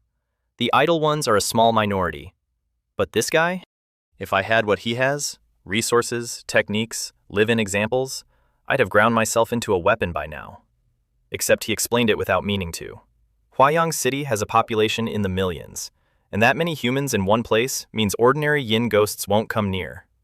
I'd already noticed that nobody in Mangyu town lights a talisman lamp at night. That's the trick. Grow up in a big city, and the world feels safe. There's no pressure. Whether you cultivate or not is a lifestyle question. Wei Family Village would eat this boy in one night. And he doesn't know that, and it isn't his fault, and that is exactly what a city is. Huayang City. I got off the carriage and just looked up. 20-meter walls, running like a sleeping dragon to both horizons with no end in sight. With Feng Zi there, the gate guards didn't even glance at 2 Zerglings and handed me a city identity card on the spot. "Brother Wei, what are your plans?" "None yet. Find out where a man gets blood refining realm martial arts. What I train caps at internal breath peak. After that, there's nothing, so I need a faction with a real legacy." His whole face lit up. "Ha ha ha, Brother Wei, why go to all that trouble? My father is a blood-refining peak martial artist. Legacy at blood refining is nothing. Our Chao Gang's leader and 3 elders are all chi-controlling realm grandmasters. And with enough contribution points in the Chao Gang, you can exchange for whatever martial arts you want, even internal skills. my eyes came on like lamps. Because internal skills are a legend to me.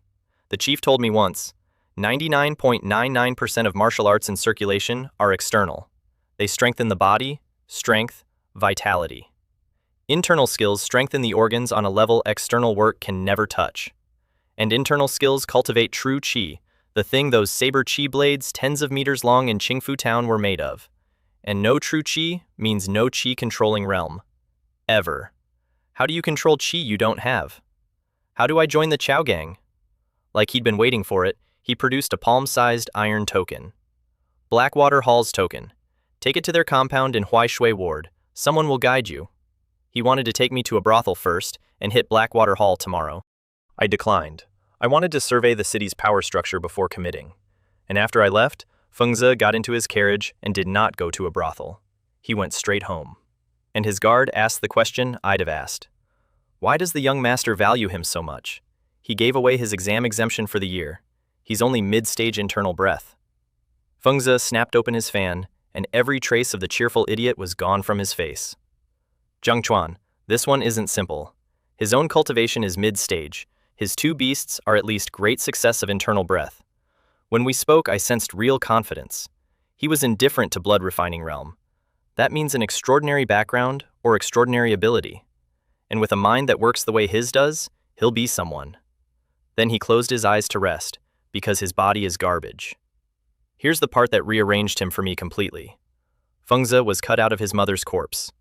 His father's enemies came while his father was away, when he was 8 months along, and killed her, and the family steward opened her up and took him out. Born a month early, out of a dead woman, with insufficient innate energy. He will never be able to practice martial arts. Not won't, can't. That's the real reason. And the Cao Gang has hit a bottleneck, its upper ranks eating each other over power. So for years, this idle rich boy has been going around collecting talented, extraordinary people.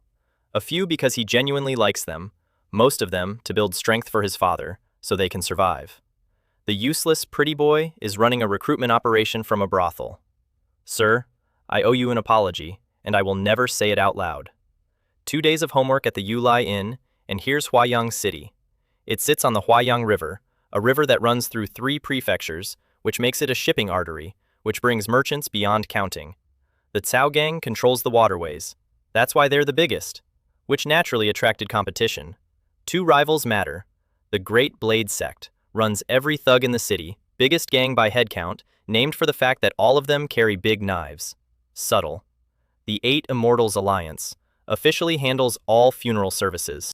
Actually sells intelligence and contraband, people, corpses, crossbows, a funeral home that sells corpses. I want to meet the man who designed that business model. He and I would get along. Everyone else survives in the cracks between those 3. So I chose the Cao Gang, despite the rumors that it's currently tearing itself apart over an internal power struggle. Because of them, actually. The more vicious the infighting, the more room there is for a man with a private army to make himself necessary. I'm near great success of internal breath. White Wolf is nearly used up, and I need the next technique. The Cao Gang has qi-controlling grandmasters. To them, a blood-refining technique isn't precious. And with 8 Zerglings and an ape armor bug, I'm a match for any blood-refining realm, which means I can survive their infighting and earn enough merit to buy the thing I came for. Decision made. Go. Blackwater Hall, Iron Token. Zhang Xuan came out to greet me. Brother Wei, come in. I didn't correct him on the brother. I came to take shelter under his young master. That makes me a subordinate. Acting lofty on arrival is how you make enemies out of colleagues on day 1. And Zhang Xuan is obviously Fengzi's confidant, which makes him a man you're polite to forever. And then I walked into the compound and had to physically stop myself from laughing. A courtyard every 3 steps. A landscape every 5. Pavilions, towers, carved dragons, painted phoenixes, rare flowers competing over a spring pond. Damn, these people are rich. Of course they are. They own the canal. This isn't a gang post. This is a family estate with a gang attached. Fengzi came sprinting out before we'd even reached the gate and hugged me like a child. Brother Wei, you came. I thought you'd changed your mind. I still felt something was off about him. I could also feel that the enthusiasm was real, so I let him. Brother Wei, you've decided to join. I have. I hope Brother Zhang will take me in. Excellent. I spoke to my father about you 2 days ago. He says you can be appointed chief leader. What do you think? I had no idea what that was, so I asked. He slapped his forehead. Ah, you don't know our structure. Blackwater Hall runs 3 wards, Huaishui, Yueming, and Hongyan. Each has a deacon. Each ward has 2 or 3 streets, and under the deacon, there's a chief who runs a specific street. I'm a junior chief. I lead ordinary members doing the work. Chiefs and up don't do much day to day. Subordinates collect the fees. What we actually handle is new yin ghosts appearing in our territory. Let me make sure you caught that. The job is, collect rent, and when a ghost is born on your street, go deal with the ghost. I currently have 20 shadow snakes. They're going to pay me to eat. And which ward am I assigned? He gave me a look. Hongyan Ward, obviously. I got that from my father specially. Hongyan Ward is the brothel district. Young man, you are 14, maybe 15. You go to brothels every single day. Are you not concerned about your future, or your knees, or... I took it. I became chief of Xiaohun Street. Fengze was delighted, because he spends more time on Xiaohun Street than at home, and, casually mentioned, like the weather, he's the silent owner of several of its brothels. A 15-year-old has already opened 5 brothels. This world is insane. I'm so envious I could cry. Next day, I took office. With 2 Zerglings standing behind me, 20 grown gangsters decided unanimously that they had no objections whatsoever.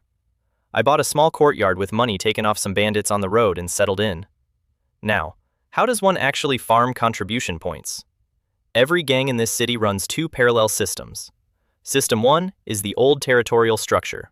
Posts, each responsible for an area's security. It's from the city's early days, when Huayang was small and full of ghosts. Keep the district safe leads to merchants come, leads to money arrives. Motivation solved itself. But as the city grew, ghost births inside the walls dropped to nearly nothing, and anything approaching from outside gets killed by the guards. So gangs had a standing army with nothing to fight. System 2. They started taking commissions from nearby towns, escorts, ghost clearing, whatever. It's a mercenary board. Which is why there are no escort agencies in Huayang City. The gangs already ate that industry. Those commissions exist for people like me, chief and above. My street pays 2,000 taels a month. 80% goes up. 20% is mine. Keep 20 men under you, and the higher-ups don't care what else you do. Want more followers? Fine, if you can pay them. So a chief on Xiaohun, the most lucrative street in Blackwater Hall, clears 100 taels a month, and even a mediocre street chief keeps dozens. Which means nobody above street chief in the Caogang lacks money. What they lack is contribution points. You get points for contributions. You can buy them with silver at 10 to 1, and nobody does, because it's a scam. A century-old wild ginseng costs 2,000 taels on the open market and 300 points inside the gang. That's 3,000 taels worth of silver. Plus, there's an exchange cap by rank. Meanwhile, a single mission pays 10 plus points. So silver almost never converts, which keeps points scarce, which keeps them valuable, and nobody will part with them. Because the gang holds things money cannot buy anywhere. Blood refining techniques, internal skills, rare medicine that simply isn't for sale. And the second I understood that, I understood what the Chao Gang actually is. It's a bank. They take contracts, extract real resources from employers, and pay their people in points, which are paper. No intrinsic value, a certificate. Which lets them concentrate an enormous stock of real resources and grow explosively, exactly like a bank over issuing currency. And the genius is the collateral, cultivation techniques, infinitely copyable, cost them nothing to issue, functionally free trade goods that back the entire currency. That's the thing that keeps the system stable. That's the reserve. And it works on me. I can see the whole trick, in detail, right now. I know I'm being paid in paper to labor for a bank, and I'm still going to jump in because it's the only door to the blood refining technique. That's not a trap you escape by being smart. Being smart just means you watch yourself walk in. A few days letting my men do their jobs, then I went to the mission board. Escort work. No. Then I found it. Mission. Help Constable Chen of Putuo Town locate and eliminate a newly appeared medium yin ghost. Deadline. Arrive within 2 days. Reward. 15 contribution points. Pitiful. Also unavoidable, because there's a ladder rule. Your next mission can only be slightly above your last. It exists to stop overconfident men from buying a spectacular death with a high reward job. It's a good rule. It saved a lot of people. It also means I can't skip to the 100-point work no matter how much firepower I'm hiding. Doesn't matter. Nothing out there actually threatens me, so it's just time. The technique I want, Savage Bear Force, a blood refining method, is 8,000 points. I'm not even great success yet. No rush. The clerk looked at my mid-stage internal breath, then at my chief's badge, and hesitated. Chief Wei, not my business, but with your current strength, this is dangerous. Which was correct. A superior yin ghost equals a blood refining realm. A medium one equals internal breath peak. For a real mid-stage man, this job is a coin flip. So I called in the 2 Zerglings I'd politely left outside the door. He registered me immediately and apologized for his loose tongue. Putuo Town, South End. Everyone on the street looked uneasy, and in the middle of the road, a man dressed as a constable was heating a woman, while people walked past and glanced and said nothing. Some of them spat on her. Not one flicker of sympathy for a woman screaming on the ground. Stop! An old man grabbed my arm. Don't meddle, young man, you'll bring it on yourself. Too late. The constable stopped and came over. Officer Wu, please. He's from out of town. He doesn't know. Don't trouble yourself. He ignored the old man, saw my waist token, and clasped his hands. So the Caogang sent someone. Constable Chen Ming. Zhang Xuan, may I ask why the constable is beating a woman in the street? And the anger came straight back up his face. Antenna's woman. If not for the law, I'd have cut her to pieces. Bah! And he spat on her curled up. Body. And the crowd, the whole crowd, flickered with something almost like pity, and then it passed, and every face settled back into serves her right. So I asked him to sit down and explain, because clearly I'd walked into the middle of something. He took me to a tea house, and I poured us both tea, and he said, Chief Wei, before anything, let me tell you a story. I'm going to compress what he told me, because I'm not going to render it in detail, and you don't need me to. A little girl in this town was starving. She stole chicken feed from her own home to eat. Her mother punished her for it in a way that involved a needle and thread and an hour on a washboard, and it only stopped because a shopkeeper heard and came running. Later, the same girl ate scraps of roast pork that had been cooked for her brother, meat which she could not remember ever eating before. Her mother caught her and did something with hot oil, and the girl lasted 5 days. She died in the dead of winter wearing a thin blouse that didn't cover her and a pair of worn-out straw sandals. She was 5. The tea table under my hand became splinters. Poisonous woman. I stood up, drew my sword, and walked out to kill her. Chen Lei stayed sitting, didn't say one word to stop me. Then, after a moment, got up and followed. The street parted for me like water. The woman was still lying where he'd left her, and a boy of about 10 was crouched over her, wiping the dust off her face. He felt me coming and turned and saw a big man with a sword, and he put himself between me and his mother. Please don't hurt my mother. It's my fault. I'm the one who wronged my sister. Because I'm a boy, my mother hated her, and my sister suffered because of me. It's my fault. Kill me if you want. And he knelt and started kowtowing.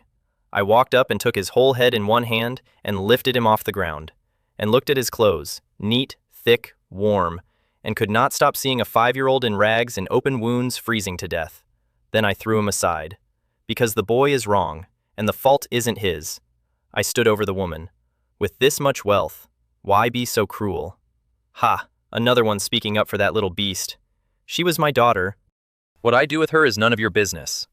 Thud. I kicked her a meter down the street and she coughed blood, and I raised the sword to end her. Wait. What, you want to spare her? Chen Lei sneered.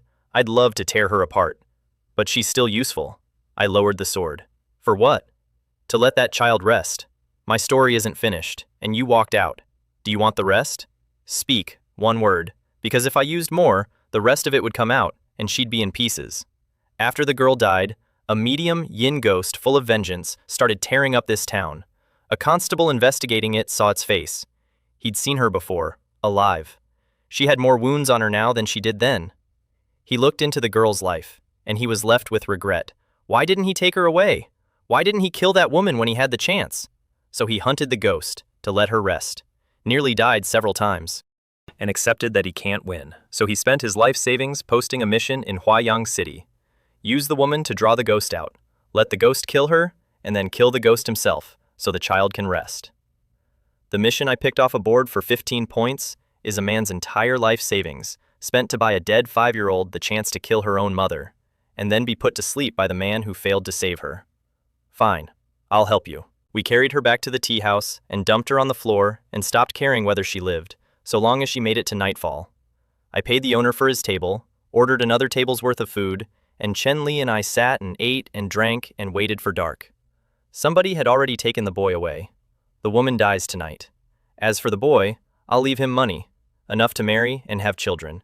And if he comes for revenge one day, wonderful. I'll kill him then too.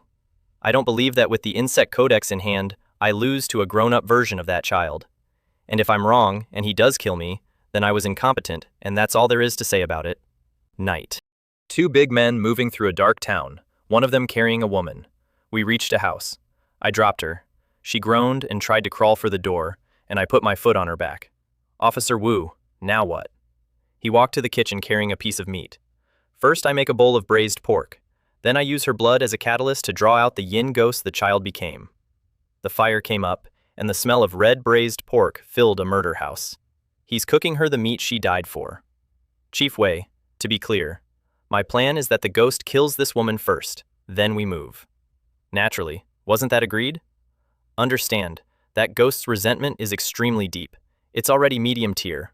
Once it kills this woman, its strength will transform. It may become a superior yin ghost. Even so, does Chief Wei still agree? Superior? Really? That's more yin energy. It's fine. I'll take care of it after. He gave me a strange look. Did he not intend to help me before? Then he set the porcelain bowl on the table, crouched, and took the arm of the woman, shaking her head and trying to back away. A flash, and blood ran from her wrist. We shut the door and walked away and stood in the dark, ignoring the screaming and the banging on the shutters. It came fast. A small figure, moving through the night, carrying more yin qi and resentment than anything I'd ever felt, and neither of us lifted a finger. We backed further off. It went through that door like it wasn't there. You little beast! Why aren't you dead? You're dead! Dead things lie in the ground and rot properly. Go to hell! Ah! I'm not afraid of you! I'm not afraid of you! Even dead, I'll come back as a ghost and wipe you out completely! And I stood in that yard and felt something come off my chest. I'm not a good man, I know that. But Chen Lei's education is still in this skull somewhere, and it has opinions. And now I have power. And what is power for if not to make your own mind quiet? Then I looked at Chen Lei, and his face had gone wrong, mouth open nearly to his ears. And the louder she screamed, the more perverse the smile got. Ha ha ha! It's done! 8 years of planning, all of it worth it! The noise inside stopped, and the man's whole quality had changed. The composure and the remorse were gone, and what stood there was evil and arrogant, and, at a glance, not a good person. Kid, remember to be more careful in your next life. And he cut at me, fast, aiming to finish it before a Zergling could react. Because in his read, I'm a mid-stage internal breath, nobody who got made a chief because of 2 pets. The sound of steel hitting bone, and Chen Lei stared at what was standing in front of him. Because I was wearing the bone armor now, and I need to describe it, because the codex has taste I did not authorize. Gothic. Full plate, the way a medieval Western noble would wear it. Pauldrons, vambraces, breastplate, every visible surface worked with fine gold patterning, the whole thing a deep noble purple from the mineral content. Big as I am, it made me look tall and lean, and my breath came out of the T-slot in the visor in wisps of white mist. I ate my own hunting knife's worth of iron and a mountain of bones, and the system built me Renaissance armor out of it. His cut landed on my right vambrace and stung. It broke skin. Barely. So you're the mastermind behind this. I kicked him in the stomach, and discovered immediately that Constable Chen Ming is not a bandit. He pushed off his own planted blade, went horizontal in the air, and drove a knee at my head. I was on one foot. I blocked left, planning to eat the knee and headbutt his soft belly, and the instant his leg touched my arm, I knew I'd made a mistake.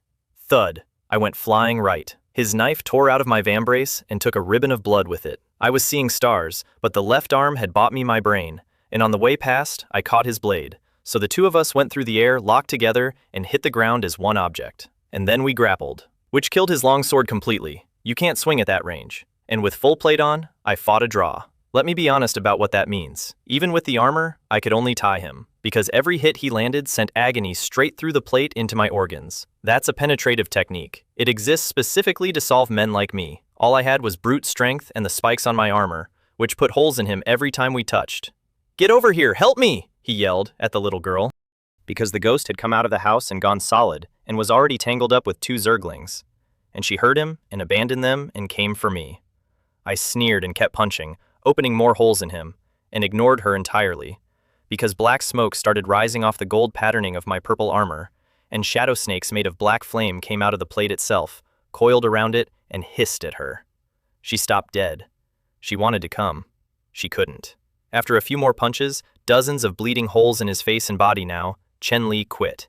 He kicked me in the groin, threw me off his head with both hands, flipped, and dove for the ghost.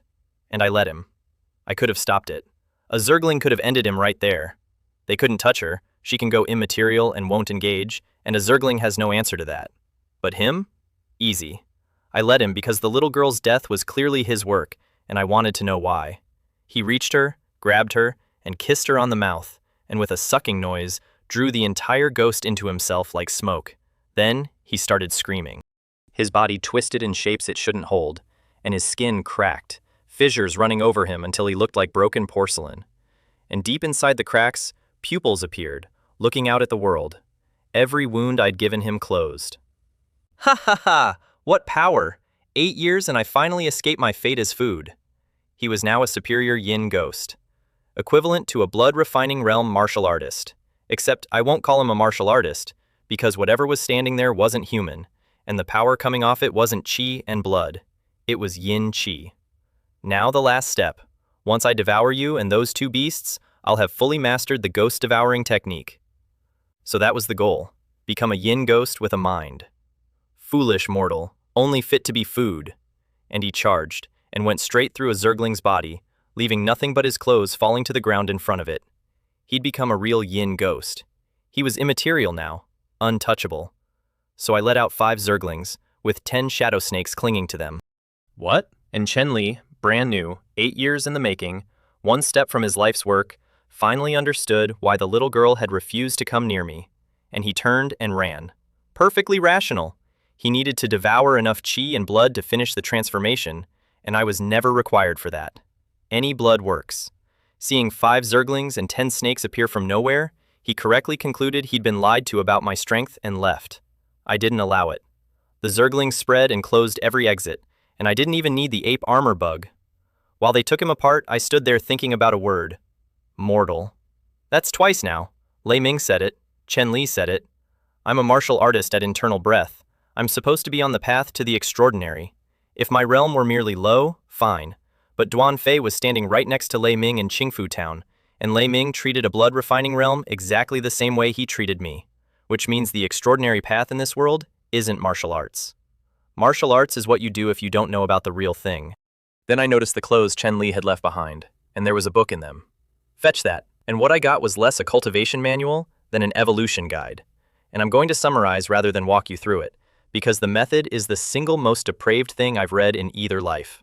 The short version: to turn yourself into a yin ghost, you engineer a vengeful spirit out of a blood relative, deliberately, cruelly, until the resentment goes to the sky. Then use foul treasures to shape the transformation. The transformation window is also your only window to control it. Fail, and the first thing it kills is you. Once it's formed, the practitioner has it kill and devour his own mother, then merges with it and rides the resentment and bloodlust into becoming a ghost himself. And then the fine print. Your own flesh and blood convert into fuel, but you must consume your own body weight in blood within 2 days to keep your mind. Miss that, and best case, your sanity's damaged and you become impulsive and bloodthirsty. Worst case, you degrade into a mindless yin ghost forever. So now I understood the mission board. The 15 contribution points. The life savings. He wasn't hiring a hunter to put a child to rest. He was hiring fresh blood, delivered to a private house on the exact night of his transformation, a martial artist walking in on schedule to be the meal that keeps his mind. 2 Zerglings included as dessert. He didn't just murder a 5-year-old girl over 5 days. He murdered her as step 1 of a recipe, spent 8 years on the paperwork, and then told me the story of her death with real grief in his voice to make sure I'd stay for dinner. He performed his own remorse for me. That's the part I can't put down. By now he was on his knees, riddled with holes, regenerating too slowly to matter. I called the Zerglings off, gave him a chance to breathe. What do you want to know? He asked straight out. because he'd worked out that he was only alive because I hadn't decided to kill him, and the snakes had been pulling their punches. Some guesses need confirming, and I raised his book. He sneered. Why would I tell you? You don't want to live? And he shut up. Because he did want to live, and he also knew that the second I had what I wanted, he was dead. And here's how he knew, and it's the cleanest read anyone's ever done on me. He'd watched me with the woman. Her own son knelt and begged for her life, and I was going to kill her anyway. So what happens to the man who designed it? I sighed. Nothing to be done. I'd caught a smart one, and smart ones don't talk. And the instant he'd gathered enough power to try something, a very large shadow crossed the yard and turned him into paste with one punch. Ape Armor Bug's first outing. One punch. A superior yin ghost. 8 years in the making. Paste. I packed up, found the boy, left in the money, and walked out of Putuo town. Back in Huaiyang, mission turned in, and Fengzi was physically dragging me out of my own house to a newly opened pleasure boat. The Huaiyang riverbank at night is a fever dream if you grew up where I did. Talisman lanterns everywhere. Food vendors who don't have to shout because the queue's already formed. Kids dragging parents toward sugar figurines. Crowds, light, noise. Nobody afraid of anything. Wei Family Village lights a lamp against the dark and checks its children's heels. This place has a nightlife. The boat was new and full of beautiful women and dazed rich men, and we were met at the rail by the madam, Hua Xiu, about 40, and, in the words of my new best friend's face, extremely effective at her job. She attached herself to Fengzi's arm, and Fengzi's eyes went to happy slits, and I stood there watching a 15-year-old operate with more confidence than I've had in 2 lifetimes. Young Master Jiang, finally! I thought you'd forgotten you promised to support our boat today. How could I? Hua Xiu's new boat opens. I have to come. Then he remembered I existed. This is my brother Zhang Xuan. First time. Treat him well. Oh, young Master Wei, don't you worry. I'll have the most beautiful girl take excellent care of you. And we ate and drank and talked, and eventually Fengzi went next door to rest, and I, not to be outdone, went to another room with a woman on each side. And then, sk! A silver needle came at my face and buried itself in a shadow snake that materialized in front of it. The poison started eating the snake's body with a hiss, and the woman who'd been enjoying herself a second earlier pulled a dagger from under the bed and put it into me. Clink! Into the bone armor. And she froze, because why is there armor? I didn't even look at her. Slapped her off me, called a Zergling out of the codex, went through the wall into Fengzi's room and got a longsword aimed at my heart. Full armor, instantly, and I was fighting whoever it was. Stop, both of you! And the man stopped instantly and put himself between me and Fengzi. Zhang Xuan, the guard, who is, I now noticed, a master. I dropped the armor. Brother Wei, what is the meaning of this? Fatally, assassinated. I was worried you were in danger. And Fengzi's face changed, because he'd immediately understood the part I hadn't. This boat belongs to the 8 Immortals Alliance. Pleasure boats are backed by gangs and government both. Someone had run an assassination on 8 Immortals property against a Chao Gang chief. That's not a hit. That's a message with a return address on it. We left fast. I collected my Zergling on the way past my room, leaving 2 bodies behind. Nobody questioned the boat's staff. They dared to try it, which means they aren't afraid of you, which means the correct move is to leave and think later. Brother Wei, don't worry. I'll find out the truth about this. And behind us, Hua Xiu walked into my room, read the scene in about 4 seconds. Signs of a real fight, a poisoned silver needle on the floor, and nobody comes to a pleasure boat to murder its girls, and ordered both women thrown in the river to feed the fish. Not out of loyalty, because a girl of hers tried to kill a guest. And if that gets out, nobody boards her boat again.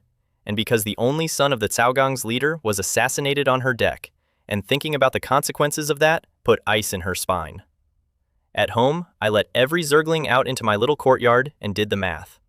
Fengzi was fine, so it was me. I dragged the box out from under the bed and opened it. Lei Ming's blade, still wrapped in flesh.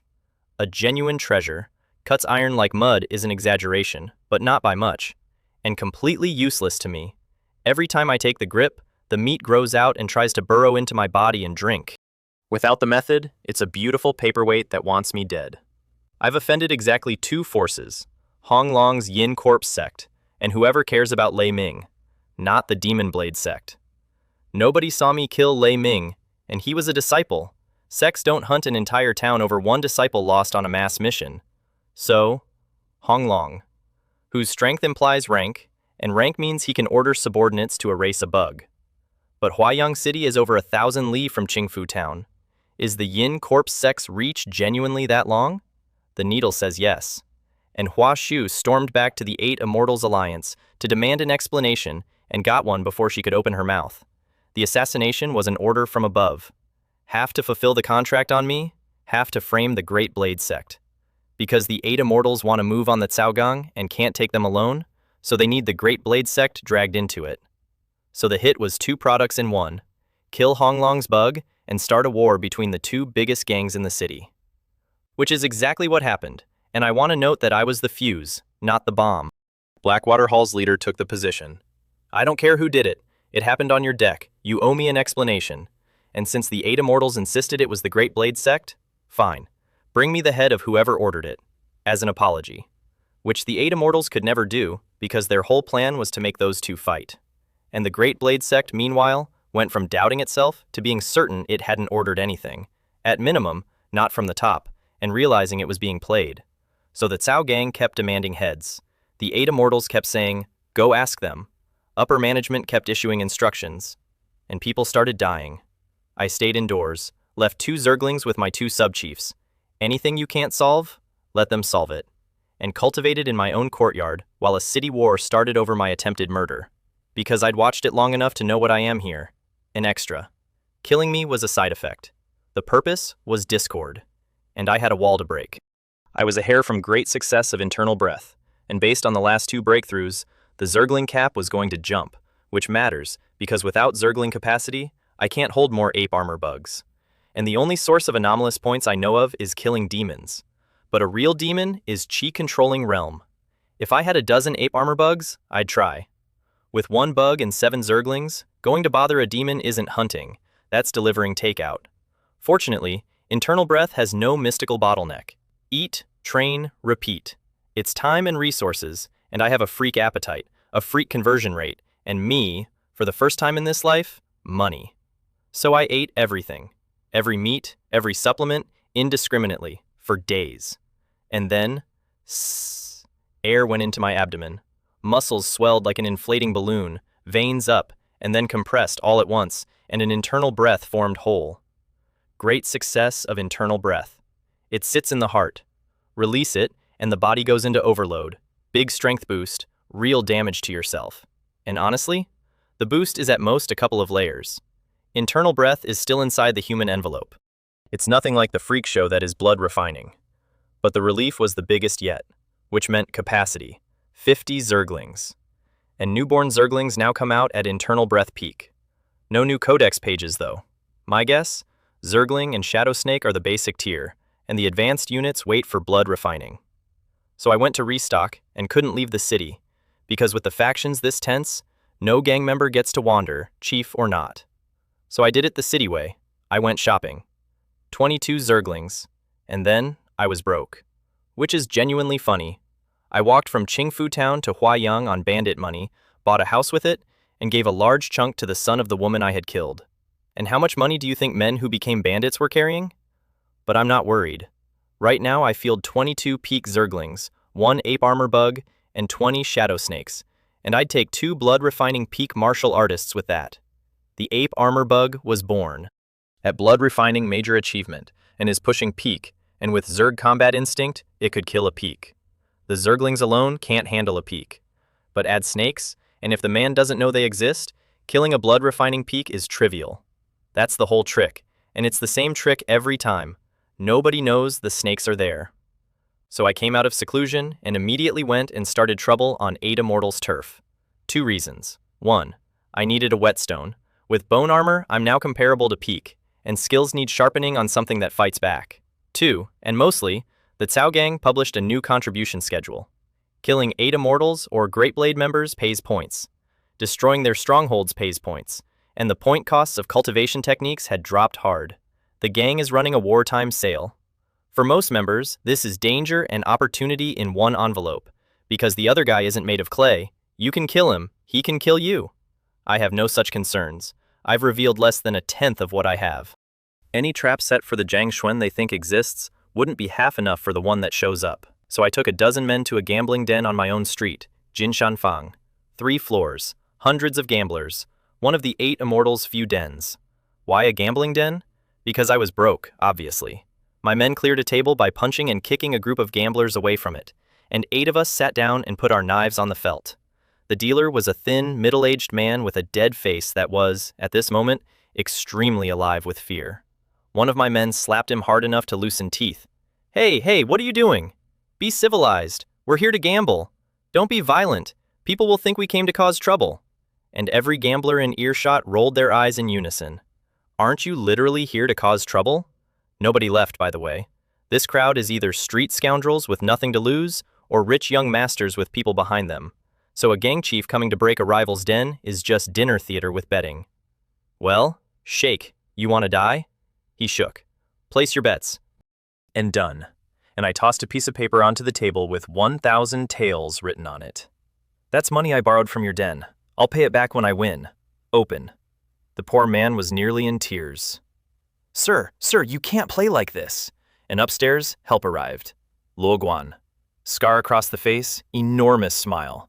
Locally famous as a smiling tiger, anyone who can't cover their debt has their wife and daughters and sons taken to cover it.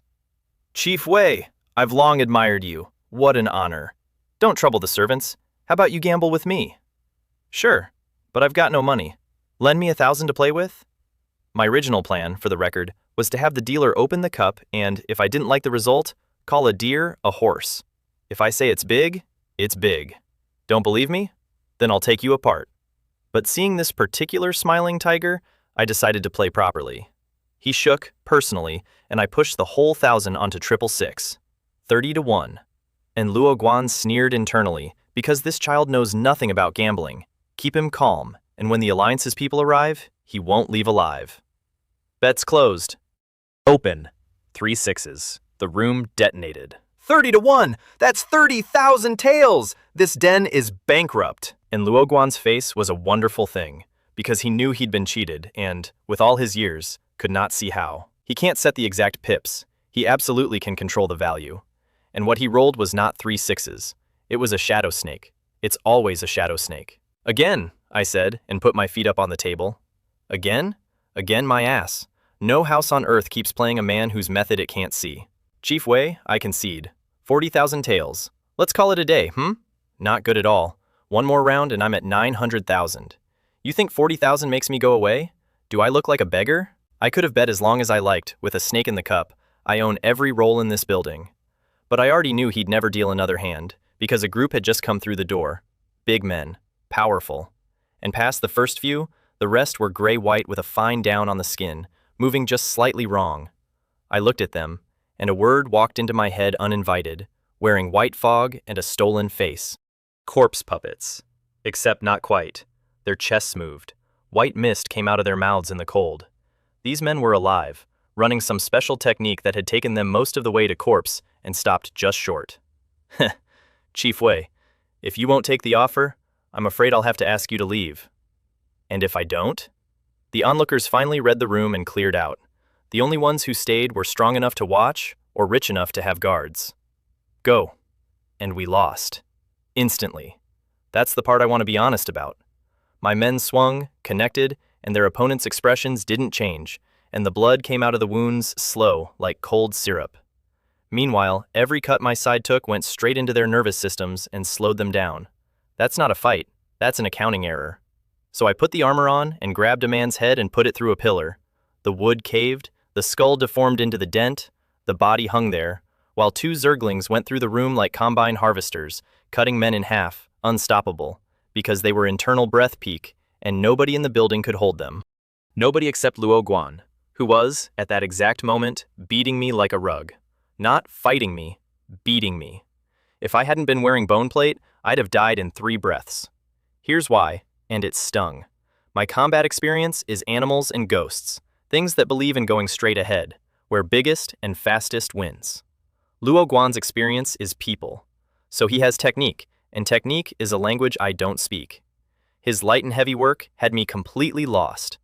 I'd see a heavy chop coming and brace, and he'd flick it aside and step back. I'd read a light one and step in, and it landed like a wall. Twice. Then the third one launched me a meter down the room, and I coughed blood inside my own visor. He is barely above me, internal breath peak, and purely on skill, in equal conditions, that man kills me several times a minute. And that's when I finally, properly, understood what the Zerg actually are.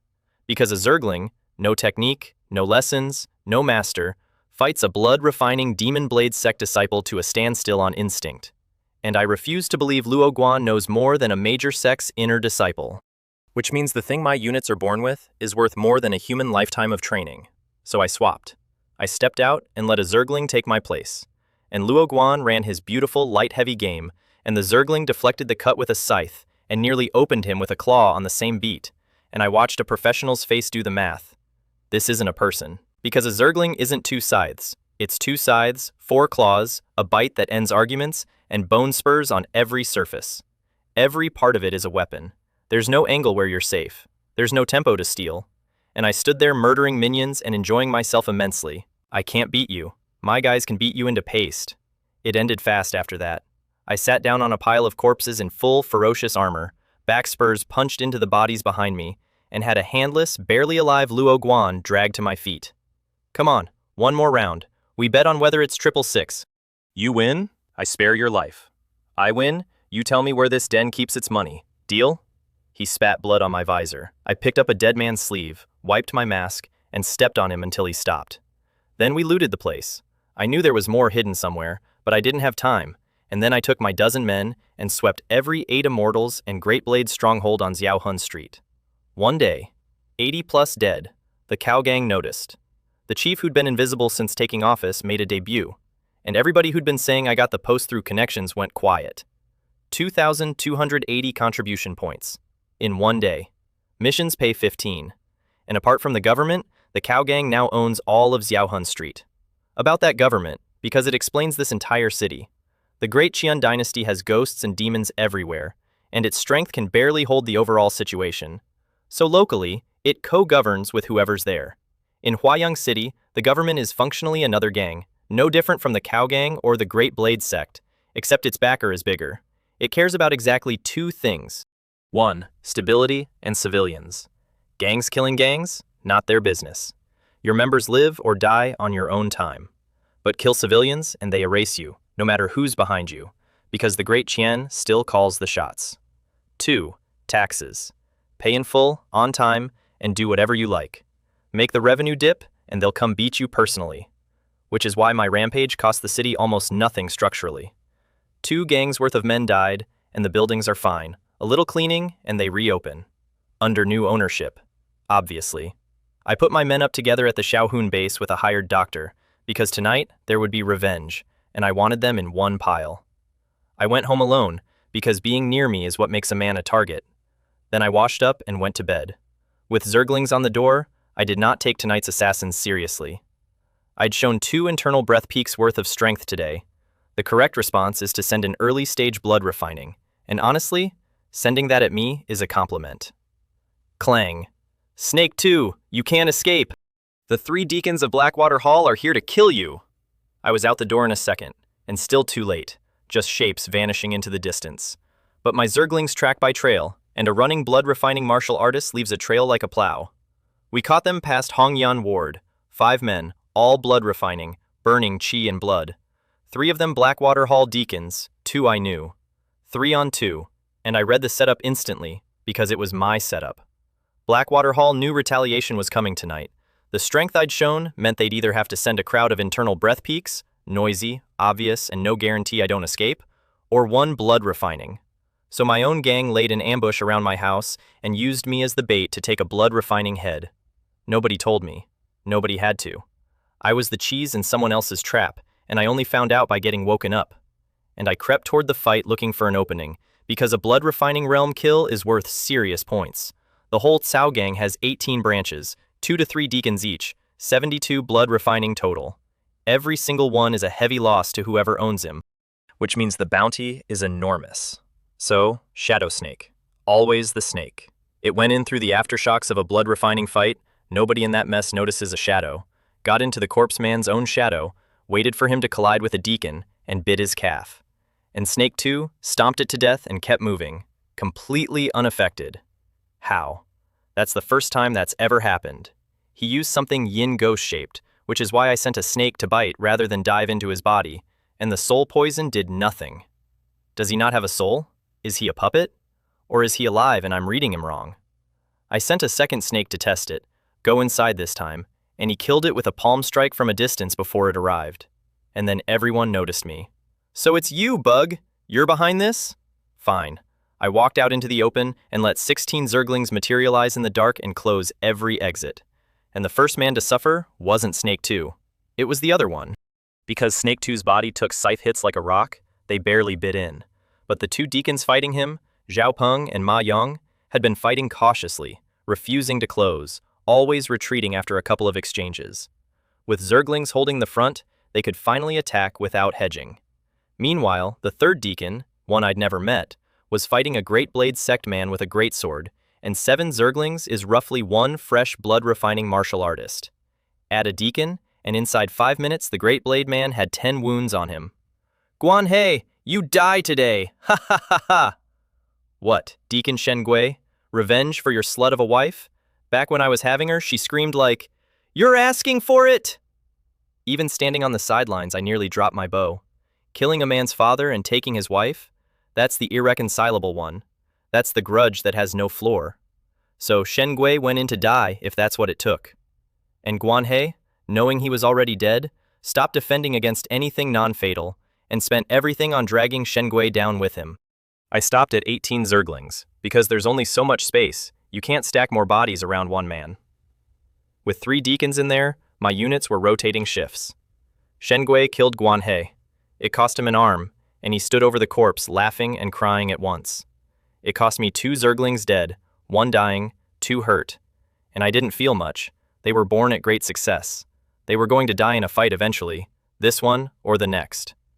Then a blood-red fist the size of a wagon came down out of nowhere, split Zhao Peng's fight apart, saved Snake 2, and killed 4 of my Zerglings that hadn't cleared out. And a dozen figures dropped in from every direction. The man who'd thrown that punch was like Snake 2, pale all over, breathing so faintly he was functionally a corpse except built. And behind them, arriving from all sides, every faction in the district, including Blackwater Hall's own leader, Hallmaster Feng Guang. "Greetings, Hallmaster." He nodded to the deacons, and then he looked at me. "Young man, not bad. Naner didn't misjudge you. Since you're brothers with Naner, call me uncle."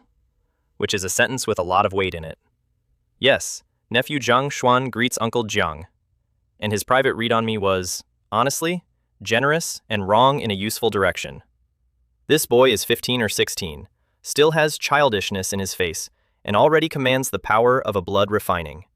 With that pack of beasts around him, killing him would cost even me serious effort, and I'm not an ordinary blood refining peak. I've trained my internal skill. I can take 3 peaks who haven't. Then he turned to the pale monster and opened the negotiation. "Feng Chao, don't you owe me an explanation?" And before the 8 Immortals man could answer, the Great Blade sect jumped in. An explanation? Blackwater Hall owes us an explanation. Because Guan He was dead, and the Great Blade sect has fewer than 40 blood refinings total against the Chaogang's 72. Losing one is a wound they can't absorb. And Feng Guang didn't argue. He just walked over the top of them. "What? Your Great Blade sect showed up on my territory in the middle of the night to murder my nephew, and you want an explanation from me? But Guan He is dead." "He's dead? Good. He came to kill my Blackwater Hall's people. He deserved it. What, you're unhappy about that?" And Li Zhan, the Great Blade leader, stepped up ready to go, and his own man physically dragged him back, because they were in the wrong. Their people went out at night to kill someone and got killed instead. There's no speech for that, and, more importantly, because they'd lose. "Master Jiang," Li Zhan tried, turning to the 8 Immortals, "shall we join forces and take them?" And Feng Chao said, without any expression at all, "If you want to die, don't drag me with you. This is Blackwater Hall's ground. Kill a Blackwater Hall leader or deacon here, and the Chao Gang wipes you out, or I'll take your surname. Besides, nobody from my 8 Immortals alliance died. I want to give that man his flowers. He organized a hit that started this entire war, watched the Great Blade sect eat the blame and lose a blood refining for it, and then, with the corpse still warm, said, 'Nobody from my side died,' with a straight face. The Great Blade sect nearly fainted and left because the 8 immortals would absolutely stand and watch them fight and then loot both bodies.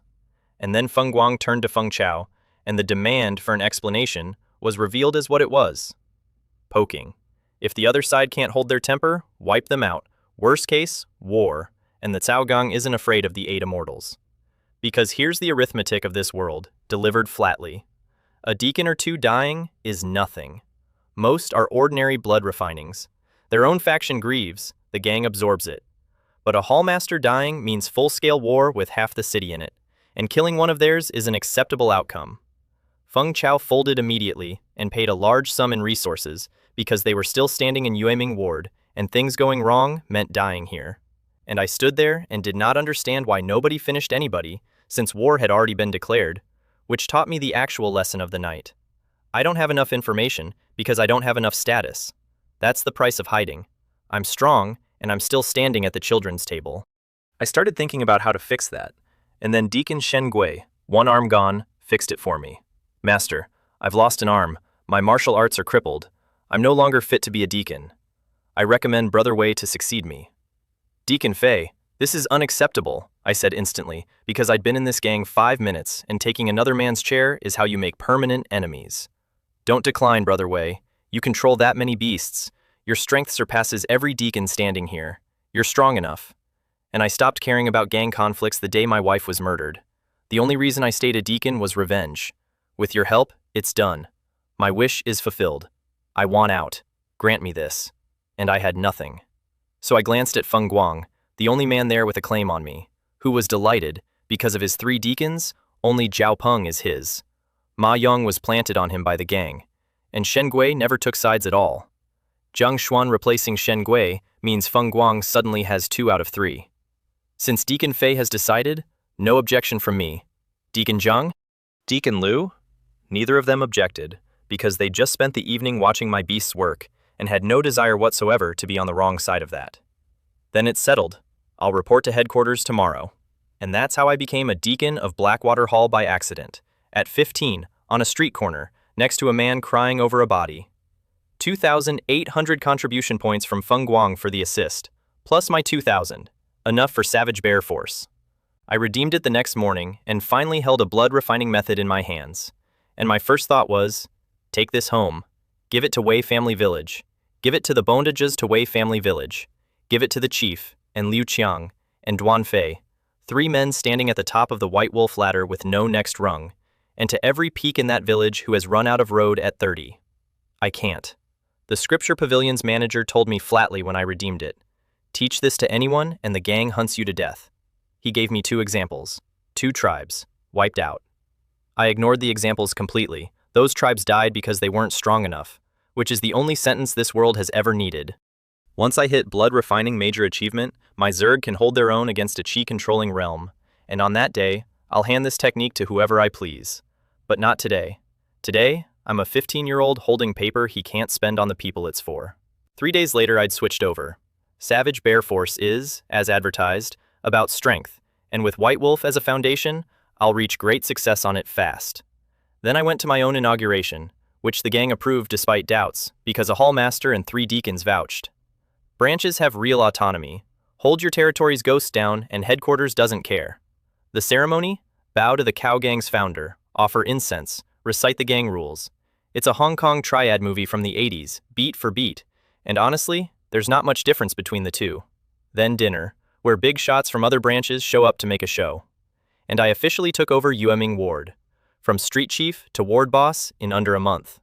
2 quiet weeks, quiet at my level. Underneath, the friction kept escalating, with deacons themselves occasionally coming to blows. And after several visits to Uncle Zhang, I finally learned who owns whom. The 8 Immortals Alliance is backed by the Yin Corp sect. The Great Blade sect is backed by the Demon Blade sect. The Cao Gang is backed by the Su family. And the Su family are the ones who took the Netherworld Ring out of Qingfu Town. Feng Guang only knows the Su family stole a treasure. He doesn't know it was the Netherworld Ring. I know the name and nothing else, not what it looks like, not what it does. Between us we have half a fact. So, the Demon Blade sect, the Yin Corp sect, and the Su family are the 3 great powers within 1,000 li. The Su family grabbing that ring broke the balance. Now the other two are joining forces to crush them, and the war at the top has rolled downhill onto the three gangs. Which is why my war looks the way it does, vicious and restrained. Because no matter how hard the three gangs fight, it's meaningless. The gangs only get to matter after the big three settle it upstairs. If a family gets wiped out, its gang just switches sides and joins the winner. I was the fuse of a war that is, structurally, theater. And every ounce of urgency drained out of me. I have time. So I cultivated daily and ran my ward. Where I immediately hit something I didn't like. People disappear in Yuming Ward. Every 3 months. Nobody's ever found out who or why. No pattern. Men, women, old, young. The most recent was 5 days ago, and because she's the daughter of a wealthy merchant, the government came, investigated, found exactly nothing, and posted a public request for help. I'm the ward boss, so the commission is mine, and I took it. The house was Lee Mansion, red plaque, gold characters, stone lions, out-of-town money that recently expanded into Huayang City. And Squire Lee's luck is a joke told badly. Huge family, huge wealth, more than a dozen concubines, and no son. Not until his 40s, when his wife bore him a daughter, Gao Mei. Doted on. Protected. And, the part that made me sit up, she didn't turn out spoiled. She turned out independent. Gentle outside, iron inside. Started doing business with her father at 10, and at 15 runs operations by herself, which is why she was the one who came to Huayang to open the new branch. Her father was too busy, worried about her coming alone, and couldn't out-argue her, so he sent trusted stewards and guards and let her go. She vanished from inside her own residence a month later. Squire Lee dropped everything, came, tried everything, found nothing, and is now sitting in that mansion, waiting on the government and a gang bounty. Big kid, go knock. Okay, boss. I told you to call me young master. No problem, boss. And that's where this stretch of the road ends, with me standing outside a rich man's door in a city at war, about to go looking for a 15-year-old girl who disappeared out of a guarded house, in a ward where somebody has been quietly harvesting people every 3 months for years, and nobody has ever found a single thread. Let's total the ledger, because the boy who woke up on a straw mat wouldn't recognize the man holding it.